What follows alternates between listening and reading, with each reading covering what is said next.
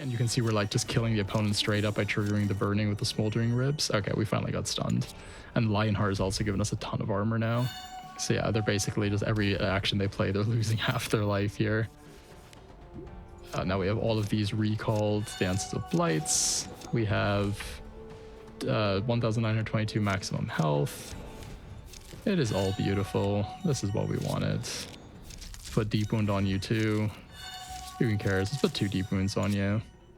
So you should just die here, right? Because every action they play basically just kills himself. Yeah. Crazy once it gets going. That was insane.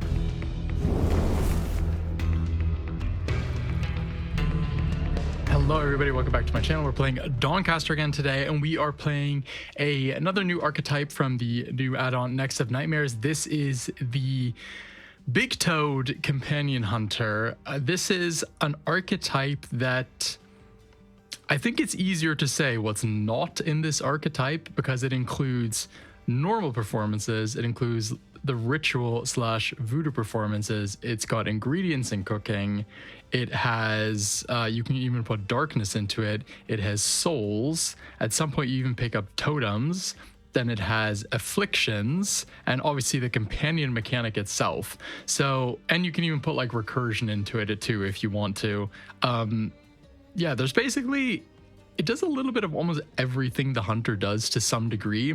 So I will say this is kind of an advanced build. I won't be explaining every mechanic in detail. I'll mention things here or there, but if I had to go through every single mechanic to its full extent, I think that would add 15 minutes to the start of the video where I'm just going through all of them. I'll explain stuff as we go. I'll explain the most important stuff as we go. But before we do that, let me do a little community shout out of the week. Today it is a double shout out. One of them to Intruder. He does a lot of really fun, kind of janky, quirky builds and posts his shorts about them on YouTube. He's got tons of them. I would check these out. I find them really cool to watch. There's always some fun ideas in there. Some of these I'd love to convert into full run videos someday. And the other one is Violet Mist, who I've shouted out before, but he's also been doing some videos recently showcasing some of the new stuff that the Arcanist can do in Nexus of Nightmares. In general, he loves the Arcanist as a specialist with all this stuff. Always send me good deck ideas and combos for them. So Intruder and Violet Mist, I will, if I don't forget, I will include them in the video description, but yeah, check them both out on YouTube. So we're gonna go new game. There's currently a slight bug. I think this might have already been my last video with the shaders for the Sunforge Portress, where they've kind of gone a little bit laser mode. I'm gonna use the portrait for this video because I want to immortalize this for after it's been fixed. I want the deep fried hunter in this video. So we're taking the glaive. The 1 energy cost basic, does 3 real damage, flanking, so if it's your left or right most position in your hand, your companion acts. That means you play a random card from your companion deck. Then in terms of weapon power, we have to take Beastly Weapon, and we kind of have to do this because at the moment there's no starting card for the Big Toad, unlike for the other 3 hunter companions. So what we have to do is we have to save scum the first fight until we find a Big Toad card, and that then sets our companion to the Big Toad in the future. This is apparently going to be reworked so we can start with the Big Toad card. Until then, you have to save scum for it. However, so what does this activate? To set the rewards of next combat delving companion card, so we'll find the Big Toad there. So we select this. What this means is, as you can see, we have Wolf, Panther, Bear, so that's how you start with those. Eventually, supposedly there's going to be a Toad one someday or something similar. This means we can start with the Voodoo Mask instead. So activates to have your next performance start a ritual. So rituals are kind of like evil performances. There are from the previous pack, Eclypse, and well, 2 packs ago now. And you perform 1. And this will basically put like poison on our opponent. It will steal maximum health. It'll give us pins and effigies. Again, like pins, effigies. There's so many mechanics going on here. Well, we'll see them all in game. We're going to take this as our starting card. I feel like even when we get the Toad starting card, this might actually be the way to go with the Toad and then just like save scum a bit. We are going to use Metaprogress. I guess we can leave it on just to have the bonus transmute option. It does also mean that if we get hidden weapon, we can get a reverse. I might just leave it on. And then Eclipse and Synthesis. You can also turn on Metamorphosis for the original OG performance cards. However, I've tried this a few times and I find it dilutes the pool more than it helps. This card, Show Must Go On, is incredible to have, but it's just so hard to find when there's so many cards going on. There's so many things we need for this build. I will say this build has like I think the early game is kind of good. Then mid game, if you don't find the right stuff, it can fall off a cliff and you can get destroyed. However, if you find the right stuff, you just become unkillable because your maximum HP just goes into the hundreds, if not thousands. You just can like do whatever you want. Each point of poison you have is doing hundreds of damage because of your potency. We are super dependent on finding the right cards and also some of the right talents with this build. So this build can, unfortunately, RNG you right into the ground.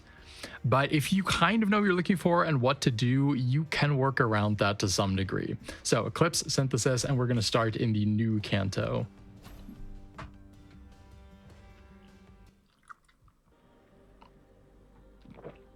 So we are hoping for not the monster affix that gives them 50% more life. Which one do we get? We got, this is probably the best one. So News Domain, the number of cards rewards start at 1, increased by 1 up to 6. Why is that one good for us? So turn on your weapon power here. We're gonna have to save scum this until we find a Toad card. Hopefully just take one fight. Why is this good for us? This is good for us because our fights tend to last long, so we can often see like 4 or 5 rewards rather than the typical 3. So I play this mask, I do this, it opens up all the rituals that are possible. Just to kill the opponents at the start, I'm just taking this one. So after 2 performances, you inflict 3 poison and potency. Potency means that all your afflictions do 1 more damage per point of potency. And then I do not have a companion that can act at the moment, so I'm not going to swing into this guy's evasion. I'm just going to pass. Hopefully this guy doesn't build up too much barrier or put too much bleeding on me. So I'm going to do here now, activate this again. Now the opponent has poison on him and has, poison on him, yeah. And we have potency. So now every card he plays is going to take a bit of damage. And then hopefully with it, we can kill him in the next round or 2, because this is going to be the last point of poison that he has. So I'm just going to try and get some of this barrier down. So he's going to take 2 damage here, and the next turn we should be able to kill him. Yeah, that was very smooth. That was actually a big high roll on how quickly we killed him, not just if we actually get a Toad card. So we get a Toad card. So this is unfortunately the worst Toad card overall. The main reason why it's not that great is I mean, it's a common, so you know, expectations. You grant resilience equal to your current performance. This can actually be really good. The problem is that you often have 0 performance at the start of the game, and this card literally just does nothing. So you always need to, if you can, make sure you're at least on 1 performance, so you might get something out of this. Later on in the game, it doesn't really matter so much. And then if you have the advantage, again, another mechanic, you'll also conjure a random perform card. This build, honestly, doesn't get the advantage too often. We're just popping all of these for the shrines, basically. Ooh, big gold, that's good. Let's hire Thali. Let's go to all the dream pods that we can find shelter. We can get rid of a block. I'll fight the Fae here. So we have the Toad now. By the way, what that does is whenever you finish a ritual performance, create a free command. Command just makes your companion act again, another random mechanic. And so there I got 1 resilience because I had 1 perform. So yeah, we're not going to get the advantage very often in this build. You might get lucky and find that 1 card, I forgot what it's called, that grants the advantage. It's kind of like your basic attack replacement, but it's just, the card pool is quite diluted now that we have 2 packs on. So like saying that we're definitely going to find a card 100% is a bit of an ask, I would say. And that being said, we're obviously hoping, wait, would I have killed him there? I think I should have just played my basic and that would have killed him. That was my bad. That being said, we're obviously going to try our best to find certain things.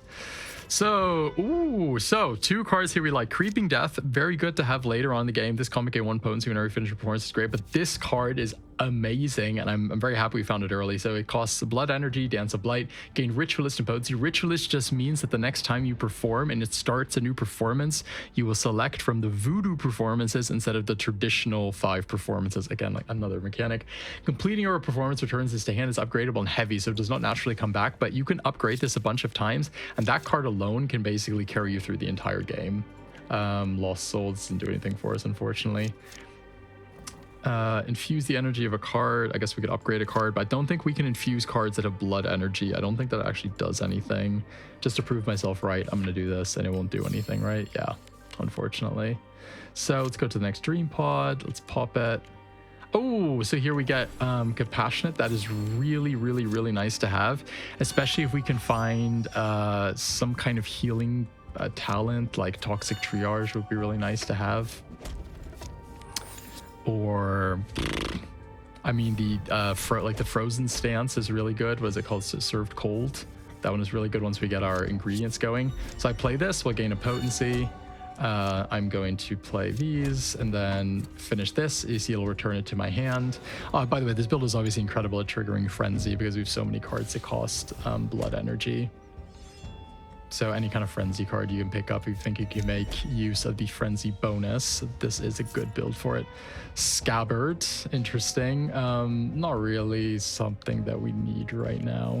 Don't forget you can also use the Dream Pods to side mute cards here. So if you find like a random rare or legendary and it's not the one you're looking for, but you do want one in general, this is a good point to side mute it. So these guys are kind of annoying. Because they heal themselves on the damage they take, and it also counts damage from poison, and then when they heal themselves, they obviously cleanse the poison.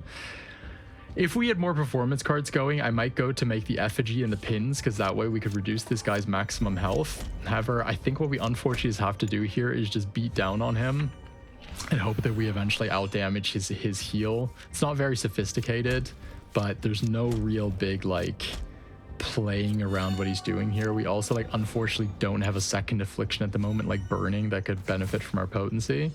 So we kind of just need to swing and hope for the best, I would say, and hope that our poison helps reduce his healing a little bit and that we can kind of outplay him that way.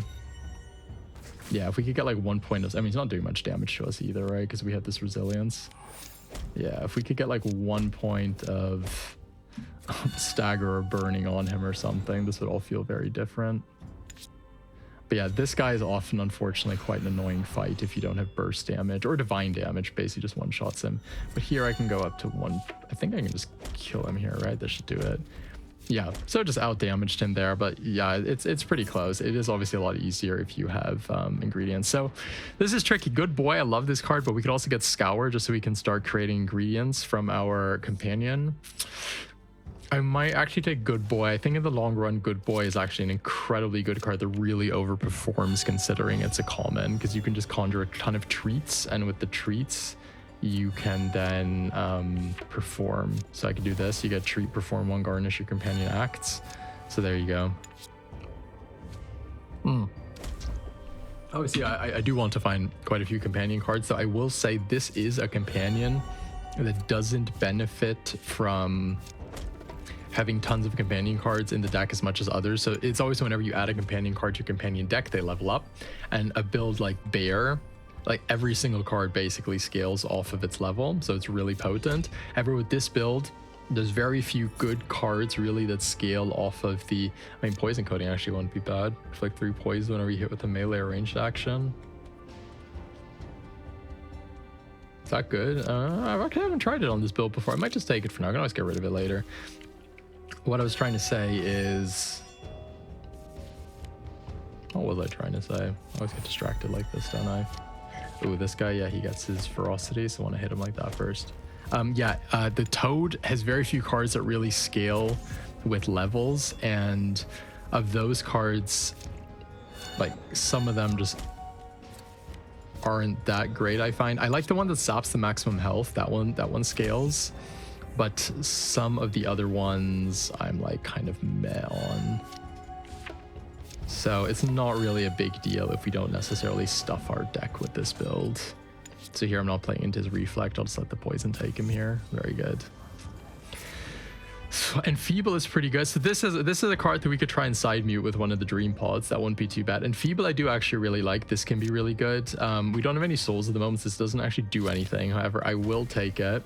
Am I under the impression we still had 1 Dream Pod? I could always transmute it later if we don't. I feel like we still had a Dream Pod going, but I could just be completely wrong on that. So this guy, as long as you don't feed him, hit him too hard and give him too much ferocity, he doesn't actually do that much, which is pretty nice. So do this and this. Yeah, so unfortunately, whenever we get the free command for finishing performance, it literally does nothing at the moment because that card needs you to be performing to do anything, and we currently don't have a way of starting performances easily without the mask. If later on it's not that big of a deal because you can get a command start performance, get a few performances up, and then play the card and then gain a lot of resilience, but for now it's kind of a bit meh. So I think I'll take Scour here. Excrete can also be good, but Scour is great. If we can just get a bit of ingredient nest going, we should be having a good time. So these guys are also all about their afflictions, aren't they? So I might... No, yeah, maybe I'll do this once. Maybe I could have actually gone for the healing performance there, because some of these fights can sometimes take a while, and getting the healing thing going can actually be really helpful. I will say, I believe there is actually a bug in the game right now where the healing... yeah, so here I got to play this again. I got to play this. Yeah, so there we go. I got to start a performance again after getting the command. I think there's a bug in the game at the moment where the 4th ritual, the healing one, might be triggering twice. So this build does, at the moment, have a slight boost that it normally doesn't. So, wait, if will this just kill you? Oh, shit. Wow. Maybe I should have tried to heal myself there first. Okay, so don't need that. That can be okay. Don't want Sanctifier. That's really good. Ooh, so Toxic Triage would be great because basically our opponent's always going to be poisoned, and so they're always going to be healing us because we get the 1 more life. But Strength in Numbers is just so good for this build, because this build's main defense is literally just face tanking. And we don't really have like impervious barrier armor isn't something that this build acquires that easily. So you're often just taking big fat hits to the face and just kind of using your massive health pool as your defense. So Strength in Numbers is really good. Cool. Okay, Smoldering Ribs, that's really good to get some burning going here. Just means we have another affliction ticking away in the background. That is also scaling off of our potency. So here, Surge of Strength, Glaive, get a deep wound on him, so this gives us a bunch of treats. That's really nice. So there you see, I think it healed us twice, which is like, I mean, I'll take it for now, but I expect that to be fixed in the future. It's not necessarily make or break. It's obviously very helpful, especially in the early game, but I wouldn't say it's make or break for this build. Like, Voodoo itself has always been extremely powerful. I just think that the Toad is a nice little addition to it. Okay. So again, lots of great cards. Savagery, really good, especially later on in the game. Carnage is really good because, again, the bleeding scales directly off our potency. But Dance of Spirits, I think, is what I'm going to take now because this gives us souls. Later on in the game, once you get to 100 souls, this is less important. But for now, it's quite nice to have. Let me just double check. I have actually done everything. Okay, I'd already used all of the Dream Pods then. I really thought I still had one.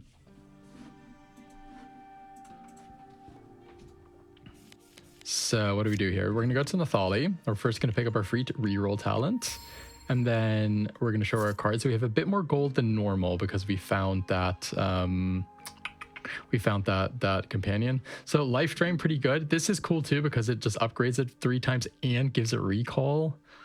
That's actually really crazy because the recalls stay in the deck for the rest of the fight, and they will also all get pulled to your hand whenever you finish a performance. So I think that's probably the choice. If I had enough money, I'd probably get... I mean, this is great too, making this free. It's actually a lot of good choices there. So Blacksmith. Would I rather side mute that card or upgrade here? I'm going to upgrade here. I think this card is just going to be incredibly important for us in the long run. I'll get enough gold to side mute with the Alchemist later, and we'll just go to the Eastern Blightwoods. Probably the most straightforward Canto for us. The others, I think you'd probably struggle against the Spirit of Athos. Actually, no, you wouldn't, because you'd bypass his barrier. But what he would do would start copying your afflictions onto you, and that would mess you up. So what do we want to do here? I'm actually going to start just going for the healing thing the most often, because I think we now have other ways of getting damage on our opponent. As long as I can just stay healthy, I think I will stay safe, is how I see it. Yeah, so like you see, we're face tanking a bit. We're getting a bit of resilience, which is like shaving a bit of damage off of what our opponent's doing, which feels really good. But for the most part, yeah, just face tank. So there you go. That feels really good. Let's do this. I'll just go for this again. I think this guy's probably going to die before we can finish this performance, but we might draw a good boy again here. Guess not. So he's got evasion, but he will... Oh, he's got no poison on him. That's a shame. Well, he's not going to do anything to us this turn anyhow. It doesn't have his attack lined up, so the burning will just kill him at the end of turn. Yeah, that works for me. So we take another Scour, I think. And then we go for the opportunities. Ooh, we got perception. That's really, really lucky. That's an amazing talent to pick up. That's a very, very good talent to pick up. I love that. So we've actually had pretty good high rolls so far on the talents because we got both compassionate, well, strength numbers as well, and perception. I would say that is a that's a pretty unusually good start. The other day I was testing this build and I got a babbling book in this Canto, and I think it gave me War Priest or something, like one of the healing talents, and that was just like, yeah, that run was over. That was just so good. War Priest is a talent, by the way, that doubles how much healing you get. And this build that like does really big heals and is frequently healing itself with lots of maximum health. That was just incredible. Felt so good. So let's hit you with this. Let's get some treats going. Let's go for the heal again. I mean, he's unfortunately, it's just going to die the first card he plays because we've got 15 poison potency. Yeah, I was hoping I could get one more heal in there. And Feeble I could still take. This card can be good. I'm kind of more taking it right now just to trigger the strengthened numbers, to be honest. Another Dance of Blight, no. Spoils of War could be good. I mean, this is kind of a slow build, but let's see what else I can get. Carving Knife is actually not bad. So later on in the game, this is going to become even more important. Do I just take Excrete? No, I will take this. But no, it's not going to become more important. It's going to become both more and less important. Let's get rid of one of these glaives. We don't need that many. Because we are going to... Oh, very good. We got Emporium discount. Because we're going to pick up the Dark Ritualist talent from betraying... what's her face? From betraying... Not Hildoon. We betray Maki for Hildoon, and then she'll give us Dark Ritualist, which will give us access to all 8 of the totems later, and that's really good, because there's a lot of little... nice little passive effects we get that way. Yeah, take the Sugar Plum. This fight, it's not hard, it's just a little bit annoying because this guy's constantly dispelling our potency and also out healing our poison that we put on him. But yeah, I'm like, he can't really outscale us. Like, we will eventually get him, even if he dispels our poison a bunch. Especially if we can just heal a little bit here. Let's enfeeble him so he does less damage. Let's get our companion to act here a little bit. One more command. Yeah. We're slowly pushing him out. So this. I will trigger this. Get my totems going again. How often can I make my companion act here? He's going to die at the end of next turn anyhow, so there's no point trying to get to the next performance. Okay. Ooh, so Chef's Kiss is pretty good. It is a bit energy intensive at this point in the game, though. I mean, the Stagger is very nice, though. I'm just going to take Excrete, actually. The Stagger is nice, but I don't know about that. Put Reliable on something, so we don't really have... I mean, these things all need to have flanking, right? I'm going to put Reliable on this, because I just always want to be able to play it, I think. So Matriarch Daisy, yeah, let's go for this. We should have a good fight here as long as we can get some burning on her. So here, I'm going to do the Ritual of Strings first to get effigies going, which I can show you how those work once we get one. Basically, we start sapping her maximum health and getting more maximum health ourselves, and the more maximum health we have, the more potent our heals are. So this, synergy, basically. That's what's going on. Okay. So next turn, we get our effigy. She's also, unfortunately, always dispelling our blessing. So this fight can sometimes take a little while. Let's see. So we're definitely going to enfeeble you. We're going to do this. So now we get an effigy. So create a pin, and any damage you deal is gain as temporary maximum health. And what the pins do, there's like a bunch of different ones. They all do something slightly different, but they can, like, your opponent can't gain life next turn. Your opponent can't do this next turn. They all do something slightly different. So hopefully here she dispels our anger and our potency. Oh, well, guess not. So we got the wired pins, so we steal 5% of their maximum health and can't gain evasion during the next turn. Obviously not super relevant here. I'm just going to do the armor one just so we have a little bit of that going too. So we have a lot of maximum health here. So obviously now I want to start gaining a bit of life. Ouch, ouch, ouch, ouch.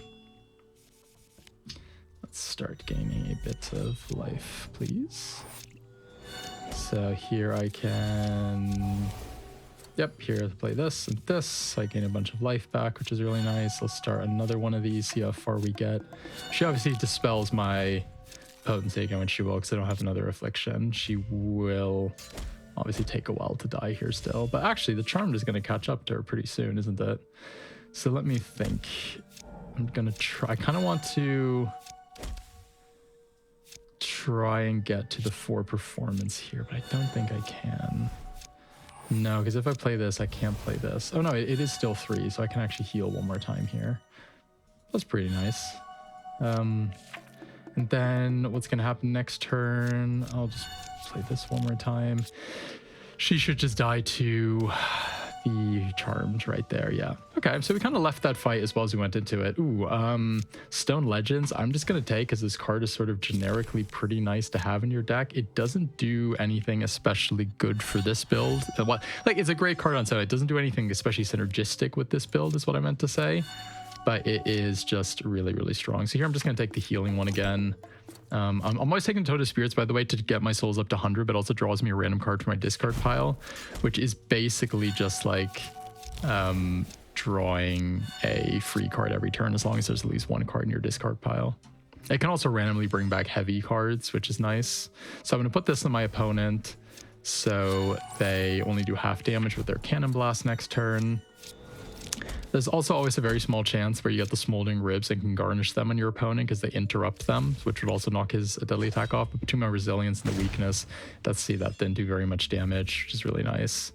So keep on getting those souls. We're already almost at 50, which is obviously really nice for us. So here we could actually interrupt him, just kill him. Wow, very nice. So no... That's not bad. So grant the advantage to your companion is actually not bad either. Like I said, we don't really get the advantage very often. That being said, Endless Arsenal really good. That basically just means we get like 1 free basic attack every turn, which can be used to like bust evasion, impervious, and also make our companion act, because it's always going to be in the flanking position. But I am going to have to go for perfect coordination here. Oh, here's Coordinated Strike. This is that card I said that I would like to find later. So deal 4 damage, flanking, grant the advantage, conjure free command. By the way, I just noticed I've had my aircon on in the background this whole time. That hasn't been too loud. I'm going to try and transfer one of these glaives. Maybe we'll get something good on it, Figmented. The reason I'm willing to risk it on the glaives is that I don't really care about them too much. So if one of them gets a bad keyword like Untempered, it's like whatever. I guess it's gone. It doesn't really bother me too much. So let's do this. Very cool, very cool. Yeah, just getting that little bit of burning on there is really, really neat. You know, I will play this block because this guy hits really hard. Thank God this guy can't dispel or anything. There's that one other opponent in this Canto. Super annoying. The guy who steals your...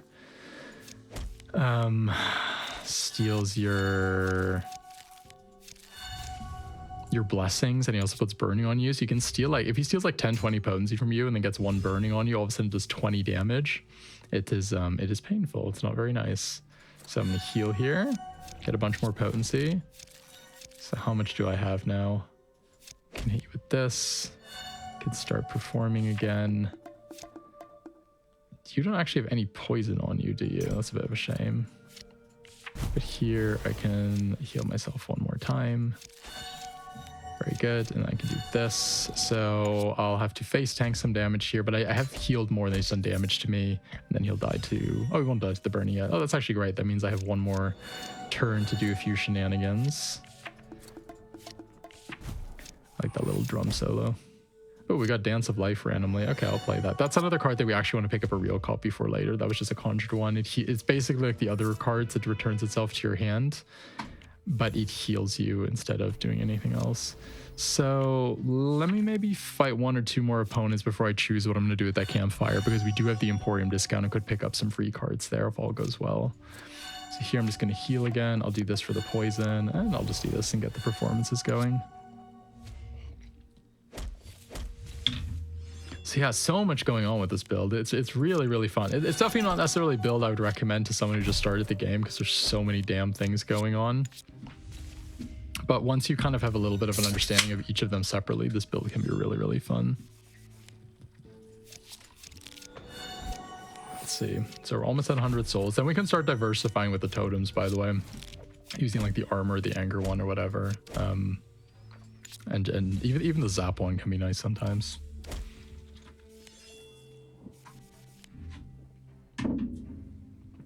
The reason the zap one can be nice is the Totem of Storms is you can use it to trigger burning on your opponent. So bam. Oh yeah, I see you stole my potency, little bitch. Let's hit you with this. Let's burn you out and you're dead. Very good. Still a nice healthy 90 life. What do we do here? Inflict 4 poison. Let's just do more scouring. Let's do the rest of these fights. I think I will decide what I'm going to do with the campfire just before I fight. I forgot what the boss guy is called.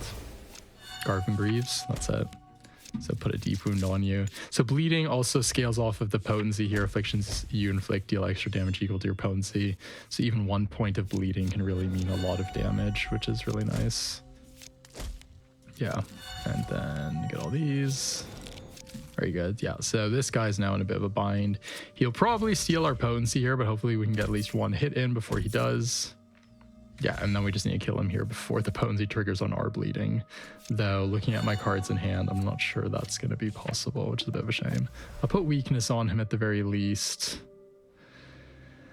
And I'll play the carving knife just to draw an additional card because we're going to take a lot of damage from this burning. Yeah, you see, that's where the potency gets really sketchy against these guys. So Death Snap, at the moment I don't think we're really applying bleeding that consistently that this is going to matter, so I'm not going to take that for now. Okay, so we have actually taken a little bit of damage here. I'm going to upgrade this, by the way.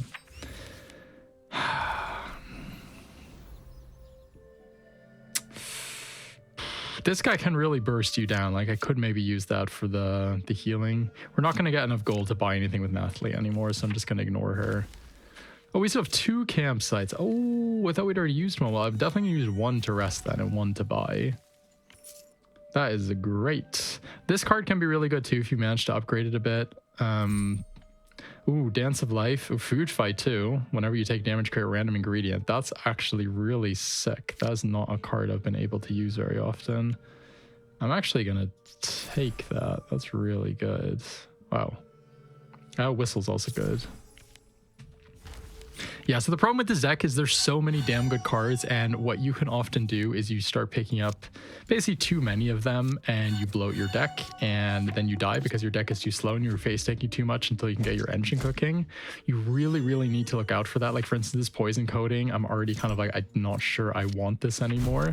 I'm not sure it's really doing enough where I can justify still having it in the deck. See, now we face tank 1 turn.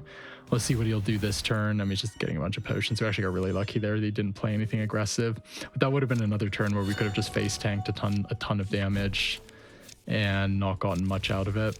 And especially in the next Canto, where we're probably going to go to the swamp, that starts to become really sketchy. So let's do this.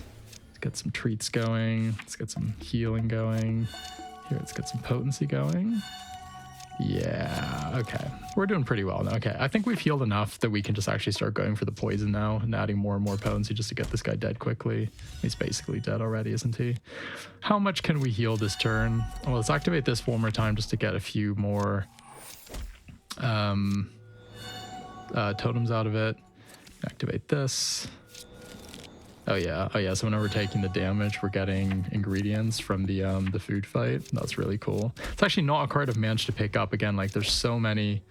Okay, he's got 1 health. I'm just gonna pass here and let him kill himself with the poison. There's so many cards, even if you just have 2 packs open, even if you do 10-15 runs with a certain build, you're not gonna see certain cards. So this is the card that I like. Gulp, steal 5 maximum health advantage, heal 5% your maximum health, really good. This is the legendary, so deals 2 damage advantage, repeat a number of times you could do current performance piercing. If your opponent has a lot of bleeding, this is really, really good.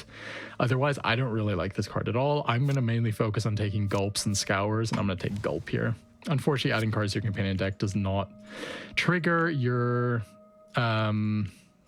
strength in numbers because that's not your deck. So we're gonna get some extra gold here. I'd rather have the gold here, by the way, than the cards that bandits give me. The one that inflicts bleeding is pretty decent, but I just don't find it good enough. I'd rather just have the extra gold and see what I can get here. Oh yeah, we get a free card again. Manning, this is a really good enchantment, but again, now I just need to start thinking, like, when are we just bulking the deck up too much? I will take Manning though. Blacksmith I will use again, and I will upgrade this card. It's just so potent. Even like one upgrade at a time, it's definitely worth it. Okay, so this Canto we need to watch out a bit because there are very bursty enemies here. There is a lot of damage over time here that's really potent. We just need to be a little bit more aware. We can't pull that out, unfortunately. And this is probably also where we want to start slimming our deck a little bit. Ooh, so we could side mute something here. Is there really something we want gone? Oh, the dark end? Yeah. I'm not willing to pay the full life here. Oh, but this is cool. So we could take Dance of Life here. That's a great healing spell.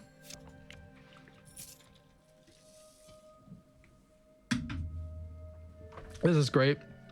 Obviously, if you can memorize it, but who knows? This is good with souls. We do have souls. I will take this, and I'll take another excrete. Okay, okay. Oh, we do like our maximum health, but there's so many enchantments that are good with this build. Okay. Okay, okay. This can be good. We don't have any evasion or darkness. Whenever you spend out of Valwood to your opponent, we do actually spend low. Whenever you flick a crushing blow, we don't really do this. I'm actually going to take this because we actually spend quite a lot of blood energy. Ooh, Blood Moon, that's not good. Well, there goes the blacksmith again. I'll upgrade this again. Okay, I can fight these guys with the Blood Moon, but I think I want to go to a campfire pretty soon to get rid of this. So Blue Manning, by the way, this combat for every 3 ingredients you play your companion acts. I don't know what the word Manning means in this context. That's something I need to look up later. I will just Mojo. Yeah, so that performs all the way through. We have tons of souls to spare. So by the end of the game, we probably want to be sitting on 100 souls just for a potential revive. But yeah, we'll see how that looks when we get there. So let's put this heal on here.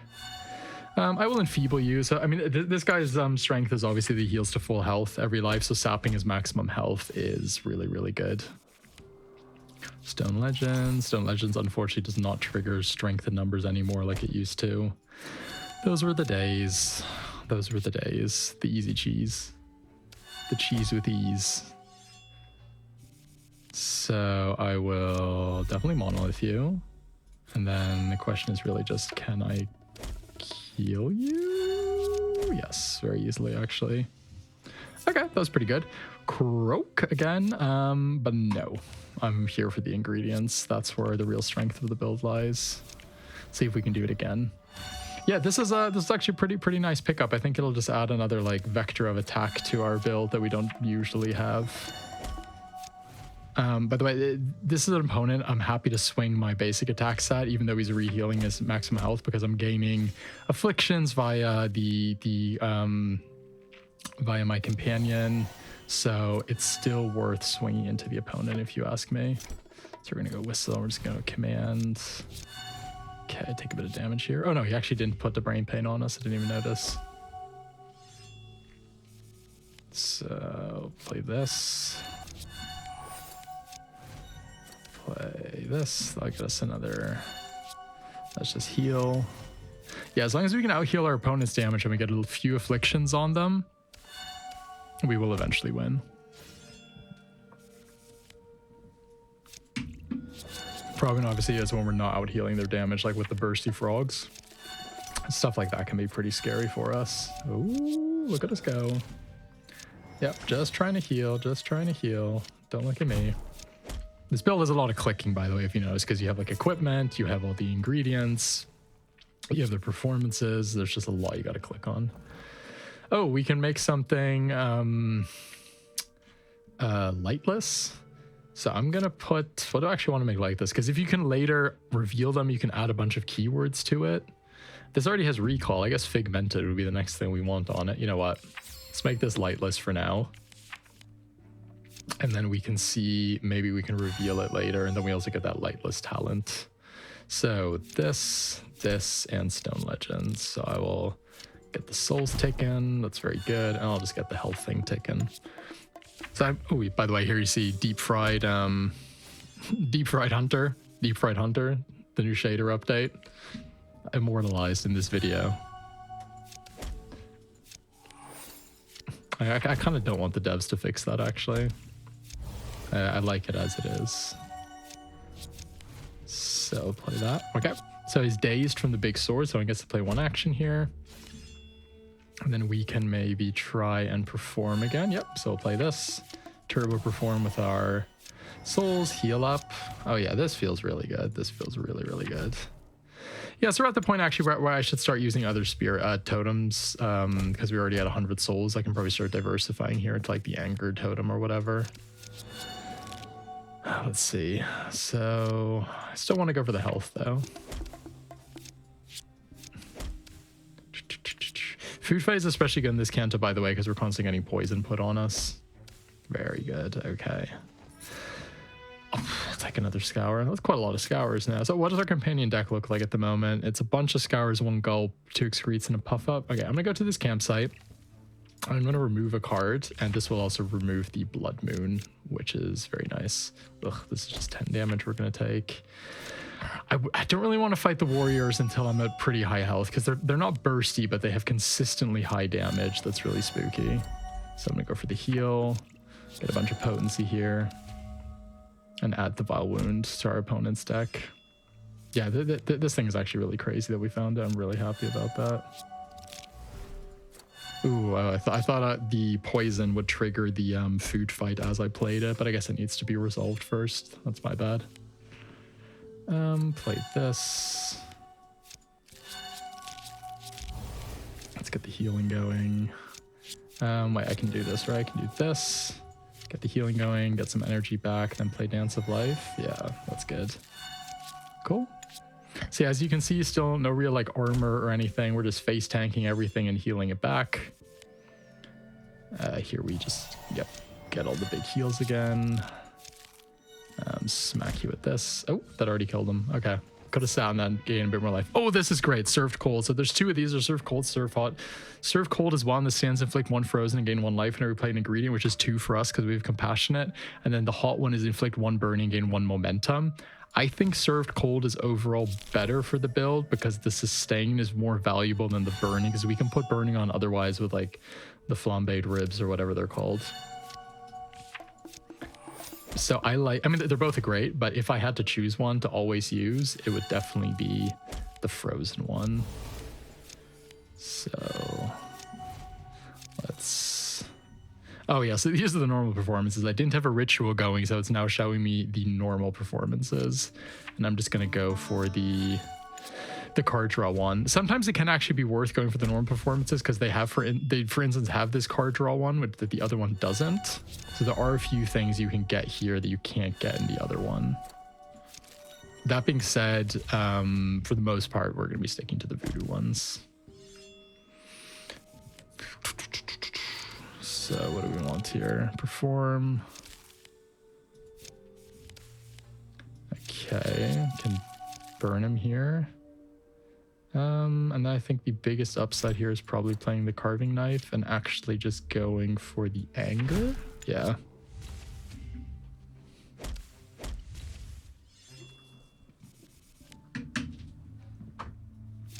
Serve cold. Yeah, look at that. Very good. Go for the anger one again. I'll heal with this. Go for the heal one again, and I'll garnish off of this. Okay. So they should die this turn, right? Poison, poison, yeah. So by the way, if an opponent plays a card and they die to poison by playing it, the card will not trigger, like it won't hit you. I tend to take double red here. Oh, soul food, another great one. So create an ingredient whenever you complete performance, return this to your hand. This is really good. This is really, really good. It's also a card that's pretty good to have in multiples. Okay, I'm going to fight one of these blighted warriors. I just really need to keep my health high. Obviously, like, you know, I do still have my 100 souls. But yeah, just try and keep my health going, and I should be fine. So in general, I don't want to swing into this guy with my glaives because he has retaliating strike that gives him, didn't play it now, gives him impervious if you attacked him with a melee attack last turn. That being said, sometimes it's a little bit unavoidable. The thing is, if he gets impervious, what does that mean? It means that our burning won't do anything to him, nor will our poison during his turn, which is obviously like all of our damage. So yeah, he'll probably get it this turn because he didn't have a last turn. And now maybe from now on, we can just focus on, there you go, it was retiring to game Percy for play melee attack last turn. So yeah, it's something I always need to watch out for. So here, I'm just going to take Anger, Whistle, and then I will just not play that. Yeah. So ouch, ouch, ouch. I don't want to die too quickly either because I do want to heal up here.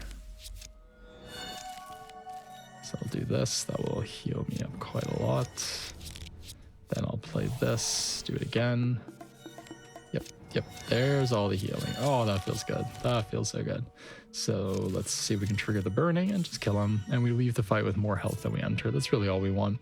Toxic Relation, incredible card. This comic gain temporary maximum health equal to the poison you inflict.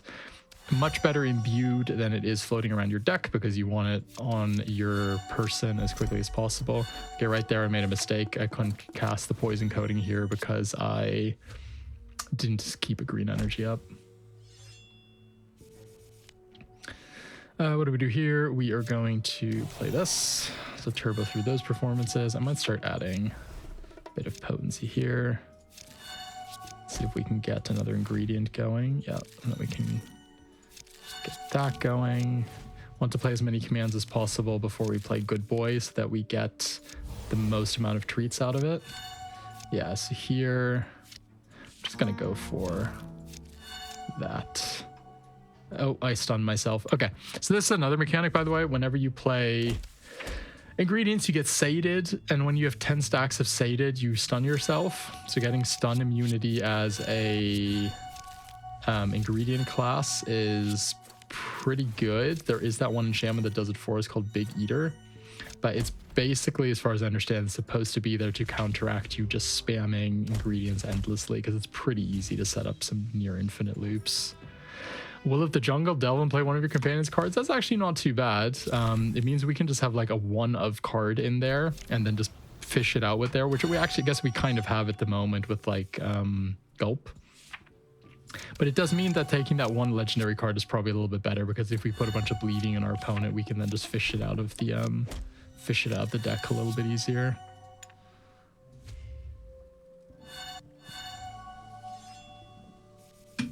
Not an amazing card by any means, by the way. Like if we see the collector, I'll happily give it to him rather than keep it. It's not that good. By the way, weakness, this is just the next damage you deal is reduced by 50%. You can't inflict critical hits while you have weakness. Is brutal if you have it on yourself. So get a bit of sated going. I'm just trying to get this to flanking position here, Jesus. Okay, very good. So yeah, now whenever we inflict poison, we're gaining maximum health equal to it. And can I kill you here? I hope so. I actually don't think I can. Wait, can I put Charmed on you? Not enough. Maybe we get a good command. So we're having a zap would actually be really nice. Could trigger their bleeding. I mean, their maximum health is so low, they're about to die anyhow. I will take another scour. Basically just scour deck. There's nothing else in here really. Okay, we've got very high maximum health, so I'm fine fighting one of these froggy boys. Oh, they don't actually have their big scary attack. So here I'm actually going to do a pin, so I can instantly trigger it with the mojo. I'll enfeeble him as well. That's a really good start. So he is going to daze us here, but I'm not too scared. Oh, we're actually really lucky here. He does not have his deadly attack lined up, so we're kind of winning it. So what I want to do here, if I activate this, we can just go here, and I will play one of the cards for my from my deck. So maximum health, sapping that from this guy is really good too, because his deadly attack scales off of his current health, not maximum health, but obviously they're still linked. So if he's healing, he obviously can't go over a certain threshold if his maximum health is quite low. But we also interrupted him there, so he doesn't have his deadly attack either way. Which is really nice. Oh yeah, we're definitely doing it, I would say. Can we get another interrupt in? Yep, very good. And then we can start the potency ritual. Yeah, at this point, it's not going to do much to us. Also, this is putting frozen on our opponents, so they are doing less and less damage. So that is actually one nice vector of defense. This is kind of funny. Actually, I play a frost action and play it. I mean, it's not very good, but part of me is thinking, what if I take it and like give it to the collector if he shows up? But I'll just leave it. So, Blighted Warrior, go to the campsite, fight Bolgar. I think that should be fine. That should definitely be fine. So just put the healing on here. Play a command, play good boy. Very good. Oops, pass. Still loving the deep fried hunter at the bottom left. She's scaling. She's scaling with her power. She knows how good we have it right now. So play all these commands. I'm just gonna still play this glaive even if he gets impervious. I was hoping I might get something a bit better there. Because right now he doesn't have enough afflictions. We don't have any potency, so it doesn't really matter what goes on. So let's command, coordinated strike, all about the flanking here. And I'll get the health one again. Yeah. Okay, so we still don't have any potency. By the way, there's that one talent that's like gain potency equal to your level at the start of turn. That thing is okay, but I have to say the amount of... Oh, let me get rid of your impervious. The amount of potency that we're going to be stacking up later is just so high in the hundreds. I find that talent kind of good, but I don't find it amazing. It can kind of help at the start, but you end up just stacking so much poison, like the 5, 6, 7, maybe 8, 9. 8, 9 potency that it adds is like meh. It can be especially good at the start of the game, or if you don't have a Dance of Blight, I would probably take it. But I wouldn't necessarily get too excited about it if I saw it. Let's take this. Okay, we're way over our actual maximum health here. We just need to get this guy dead now. Well, okay. Easier said than done, or just as easily said and done. Here's the other one, Served Heart, while in the stance of Igmon Burning Momentum. You can't be in multiple stances, so we can't take both of them. I'll take a second Good Boy. That's actually genuinely just a very good card. We still have the Troll here. Kind of want to get rid of this Surge of Strength. This isn't really doing anything for me. But then again, I might actually want to transmute something real. Probably get rid of 1 or 2 of these glaives too. Which I'm thinking about using the Alchemist for. I can just fight the Troll for now.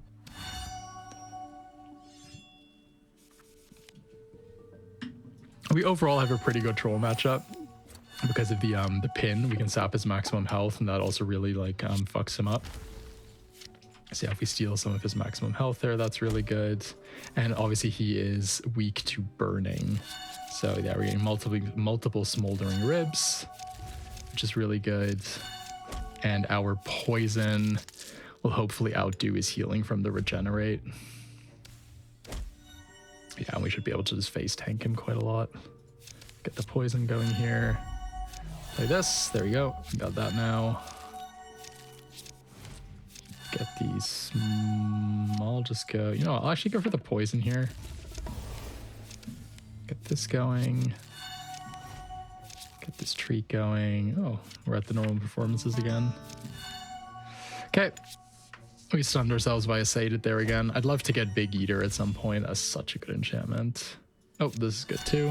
So our card draw at the moment, I would say, is still pretty damn bad. That is something that we definitely want to correct somehow. I will say this build doesn't really naturally have great card draws outside of this one performance, but then you obviously have to do that performance. So getting talents like Keen Mind or similar ones is really nice.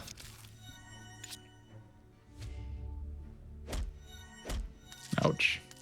Sometimes I look at my health, I'm really scared because it looks like I'm on 1/3 of my health, but it's actually 111 total. It's like, oh no, I'm actually totally fine. So we're at 100 souls. Don't need to use that for anything special. Put another deep wound on you. Oh yeah, you can actually kind of get your opponents with deep wounds sometimes with this build. It doesn't happen a lot, but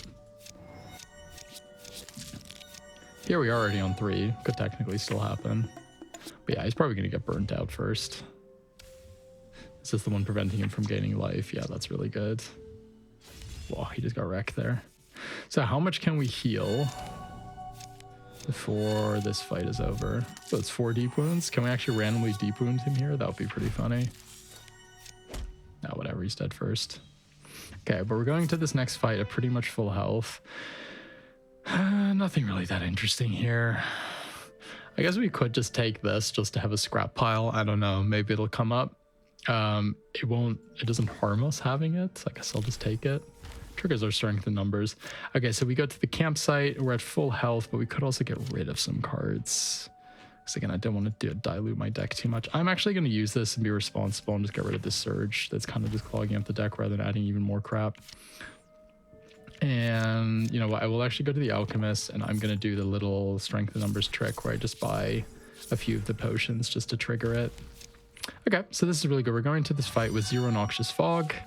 Where is it? This one. So 0 poison at the start of every turn. And what we can do here is go for the pin. And just go from there. Yeah, so we just need to face tank here a little bit, but we should be able to out heal his damage initially. Also, especially because we can cleanse the poison pretty well overall. Good boy, we got our pin. That's really nice. Also interrupt him here and knock his deadly attack off. And we do also have our 100 souls, just in case for some reason things do still get dicey. Okay, so this is great. So we're gonna get a lot of free ingredients from food fight here. As you can see, we're already completely overflowing our hand. Let's do this again. I mean, I'm wondering if maybe we can actually just randomly draw enough like deep wound ingredients that we could deep wound him. Is this already the 3rd? Oh, we stunned ourselves. That was my bad. I thought we still had a bit more time. Yeah, we really need that stun immunity. Tough Bone's obviously a great enchantment to have here. Oh yeah, our Vile Wound's also doing disgusting amounts of work here. Oh, yeah, let's get these potions out of our hands. I don't actually want them. We'll do this. Gain a bit of that life back. Yeah, I mean, he's already dead here. Just gonna die in his turn to the first thing he plays. The second thing, actually.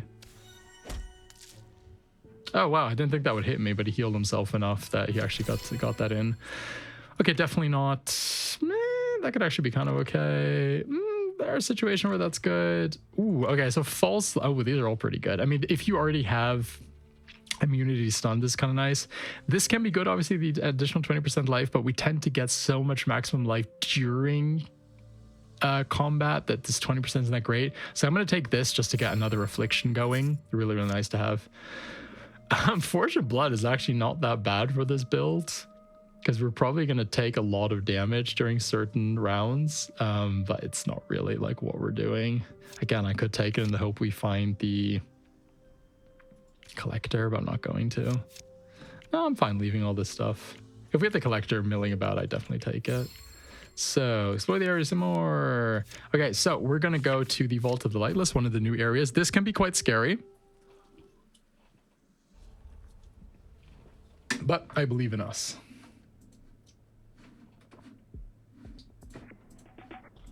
It's mainly quite scary because the opponents are very bursty here. So Voodoo Mask, Diamond Potion. I'm just gonna start returning 1 card a turn to my hand. Start seeing if we can get some stuff here cooking.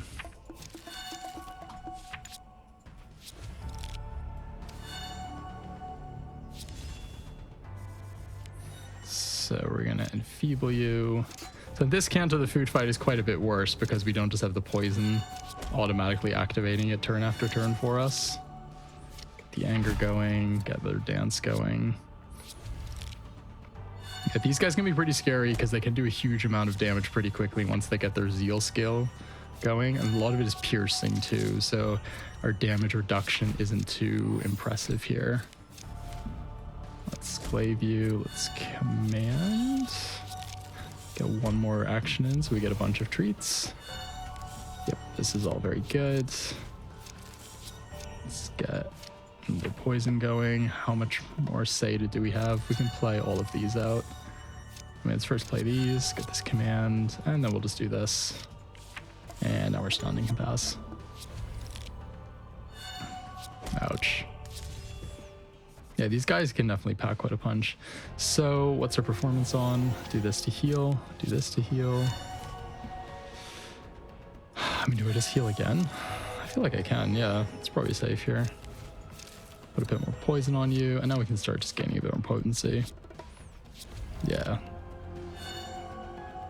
Very good. Oh yeah, all of this crap we're putting into his deck is really messing up his day. I love it. Dull Maul. I mean, this is actually a build that isn't really too bad with scars because we tend to have so much maximum health anyhow. Losing 20% of it isn't too bad. And then there are some little like scar tricks you could technically do. But yeah, we haven't found one of the cards that just gives us a free scar yet. So let's get a lot of potency going here. We'd love to be able to make that potency card memorized, by the way, just to get it turn one, just to get like, you know, the 10 potency going. So that you see here, we had it in our hand turn one. You see how much more damage we're doing right from the start. It really makes a huge difference. Mojo. And smack you, and this guy should just die on the first. I mean, actually his own zeal will just kill him. That's pretty nice to see. Take another scour. I just love the ingredients, don't I? So we have a free purchase here. Oh, Feral Mark, I'll take this in the long run. This is going to be a really nice card to have. Not effective against every opponent, but effective against a lot of them. So upgrade that again. Ooh, here we go. Okay, so I will give you... Okay, so we do have the collector milling about now, so now we can start picking up random legendaries. Durable's nice. It's actually not too bad here. So something I would like to side mute... You know what? I'm actually going to side mute a glaive just to get it out the deck, and I'll just take a random potion. So yeah, I would love to get into the sealed vault, get all the gold, because there's quite a lot of stuff we'd love to imbue. There's definitely a deck that's very happy if it can imbue things. So let's do this. Let's see what we get here. Yep, so a lot stronger when we can get early potency. Yeah, so now we have 38 potency rather than like 0 like some of these fights. This guy's going to take a huge amount of damage. Yes, he's almost dead rather than that last fight where it took like 3 or 4 turns. And now we just need to see if we can potentially kill him here already. Before I swing that glaive, let me heal up again. Yeah, that will pretty much perfectly kill him. Ooh, we get the vault key already. That's really good because sometimes you don't get that until you fight the boss of this Canto. But as we have the vault key now, we can already go plunder the vault and maybe get some sick imbues, which would be really nice. Hardy flank, I will take. Yeah, I think the vault, what's the range? Like 200, 250 to 500 gold that it gives you for free, which is really nice. So what do we want to do here? Garnish. Let's do this one. And now we'll get the good boy. We're on to this one again. Yeah, I didn't have Ritualist there. It's fine though. He's gonna take a ton of damage here, which is good. We have his life. So we play this to get it out the deck. We're going to, actually I can just do this to finish the performance. This will give me Ritualist, then I can play this, get the same cards back again. Can we just kill you here? That'd be very nice if we could. Yes. No? Did you dispel my potency? I feel like I'm not doing, yeah, I see he dispels blessings. Okay, that's why this is taking longer than I thought. Can I just smack you here? Oh, he's got immunity to the certain cards now, doesn't he? Can I just burn you? Yes, that's what we want. Nothing too impressive there. Opportunity. Quickly leave out the trap. I don't want to lose anything right now. Ooh, something I can make persistent. I guess actually food fight wouldn't be too bad. I mean, Food Fight or Feral Mark, to be honest. I'm actually gonna make Food Fight. There's probably some turns where it's better to have than others. Broken Vault, can skip over that. Opportunity, guess I can get rid of one of these. It'll also give me some random other card. I'll find out what we got soon when we draw it.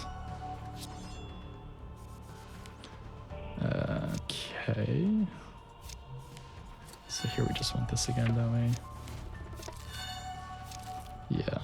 So see, Food Fight wouldn't really have done anything here. What I'm kind of hoping to get is some of my self-damage. We got a Surveillance. That's pretty funny. How many souls do we have now? Not 100, so I will play this.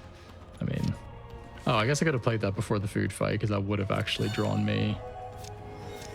That would have given me another ingredient. Get more and more afflictions going. Let's go into the card draw again. How far are we off being stunned? We're already stunned. Take all that doom. Yeah, Bad Intentions is doing a lot of work here. I really like it. Mojo. Let's do the burning. Let's gain some anger. Let's get the poison. Yep, we can do the poison here. We do not have Ritualist at the moment. So if I do this, I'll just go for the piercing. If we manage to get that far, that should surely finish him off there. But yeah, I think he'll just die to all these afflictions here because he's got the doom and the burning on him too, doesn't he? Yeah, that should take him down.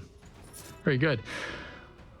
Blood Hunt, kind of interesting, but also not really interesting, to be honest. We don't actually do a lot of basic attack damage. So we're going to use the Vault Key, and we are going to take the gold. Ooh, 472. That was quite a high roll, so we're going to go straight to Nathali.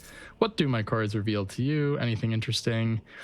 This with Recall, not bad, but none of these look very interesting. I don't think this just makes it valuable. Could add more junk to the pile. It also makes it cost blood, which obviously doesn't matter.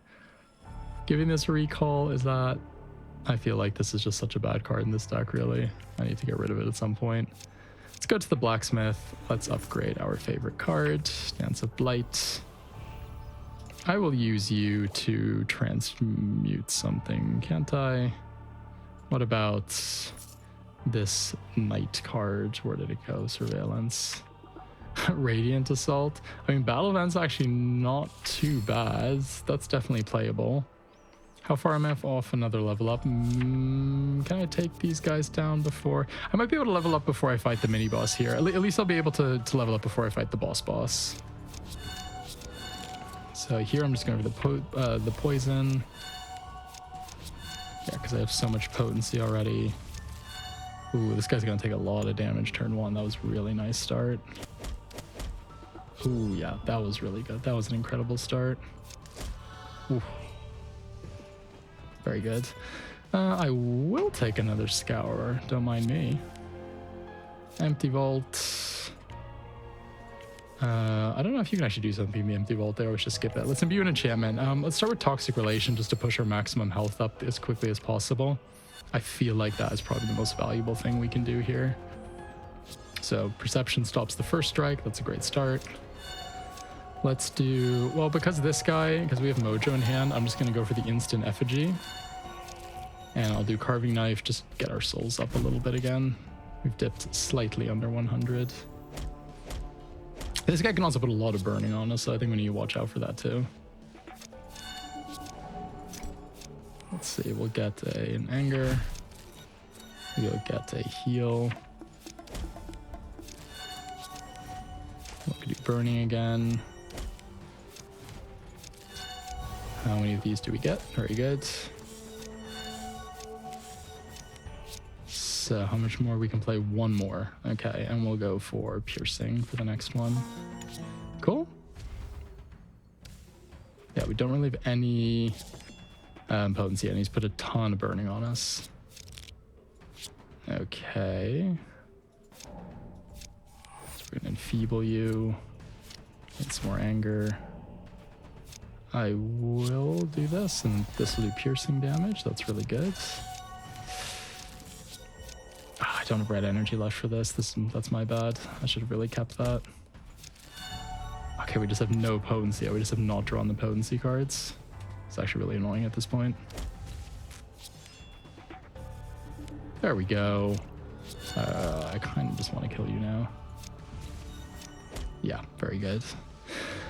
Okay, getting close to level up. Hidden weapon actually not bad because we can get a Reaver off that, and I might actually do that because we just generate so much crazy maximum health. So campsite.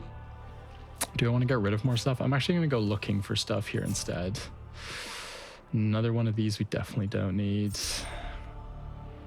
Renewing insight is actually not that bad. This can actually be cool too. So I will actually take one. I'll also take all these. I'll fight this guy first because that will help us. I think we should level up after this. This can actually be a really scary fight, by the way, so like don't underestimate it. And I will start with the pin, especially if we can get it that quickly. And then we can, ooh, that was my bad. So because this guy, he unfortunately pins you quite a lot. And that's really effing annoying. His darkness isn't very scary because most of our afflictions operate sort of like underneath the darkness, just directly onto his health. So I don't really find that intimidating. But yeah, we do need to get some burning on him and some other stuff because he does eventually, he can like get Bane on you and all of a sudden you have like 100 billion pinned on you and it's all really very annoying.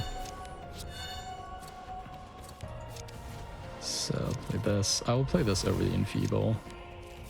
Yeah, so we get some burning on him. That's really nice. Get a lot of free cards here.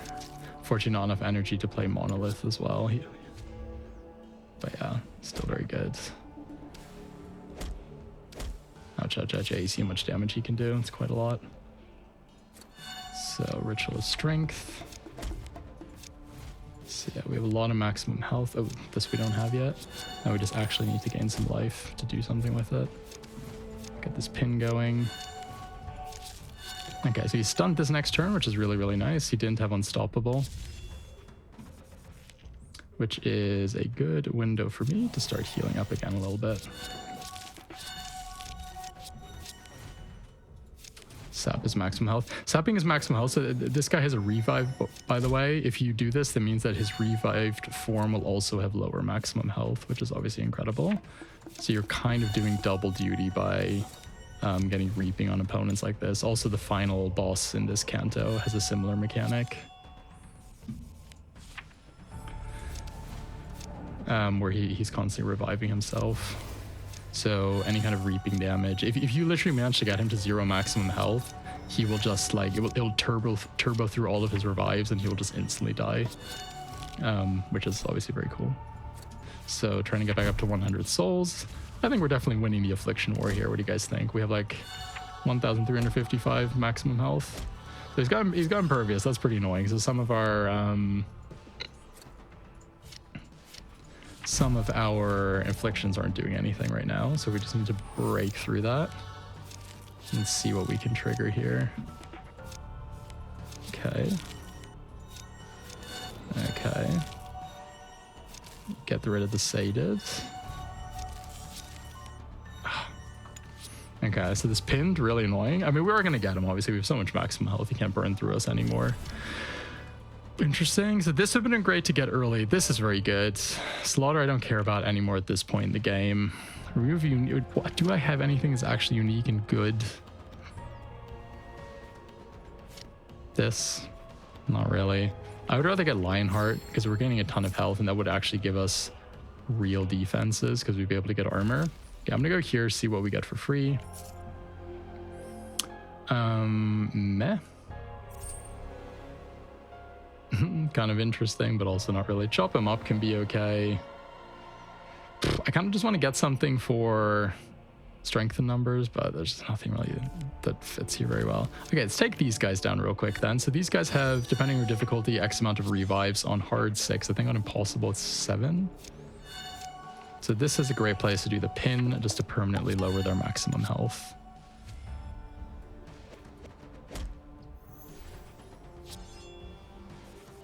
So do we want to do this? I think so. So let's get the pin going. So that's really nice.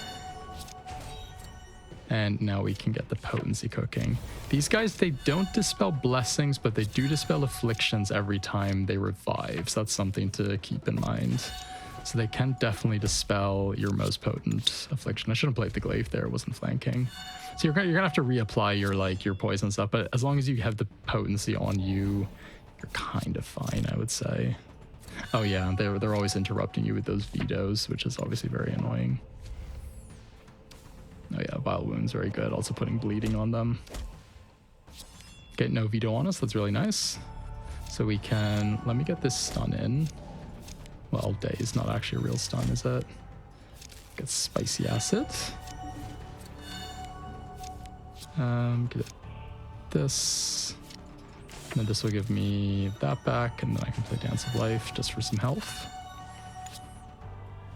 Yeah, they're not doing very well over there, I think.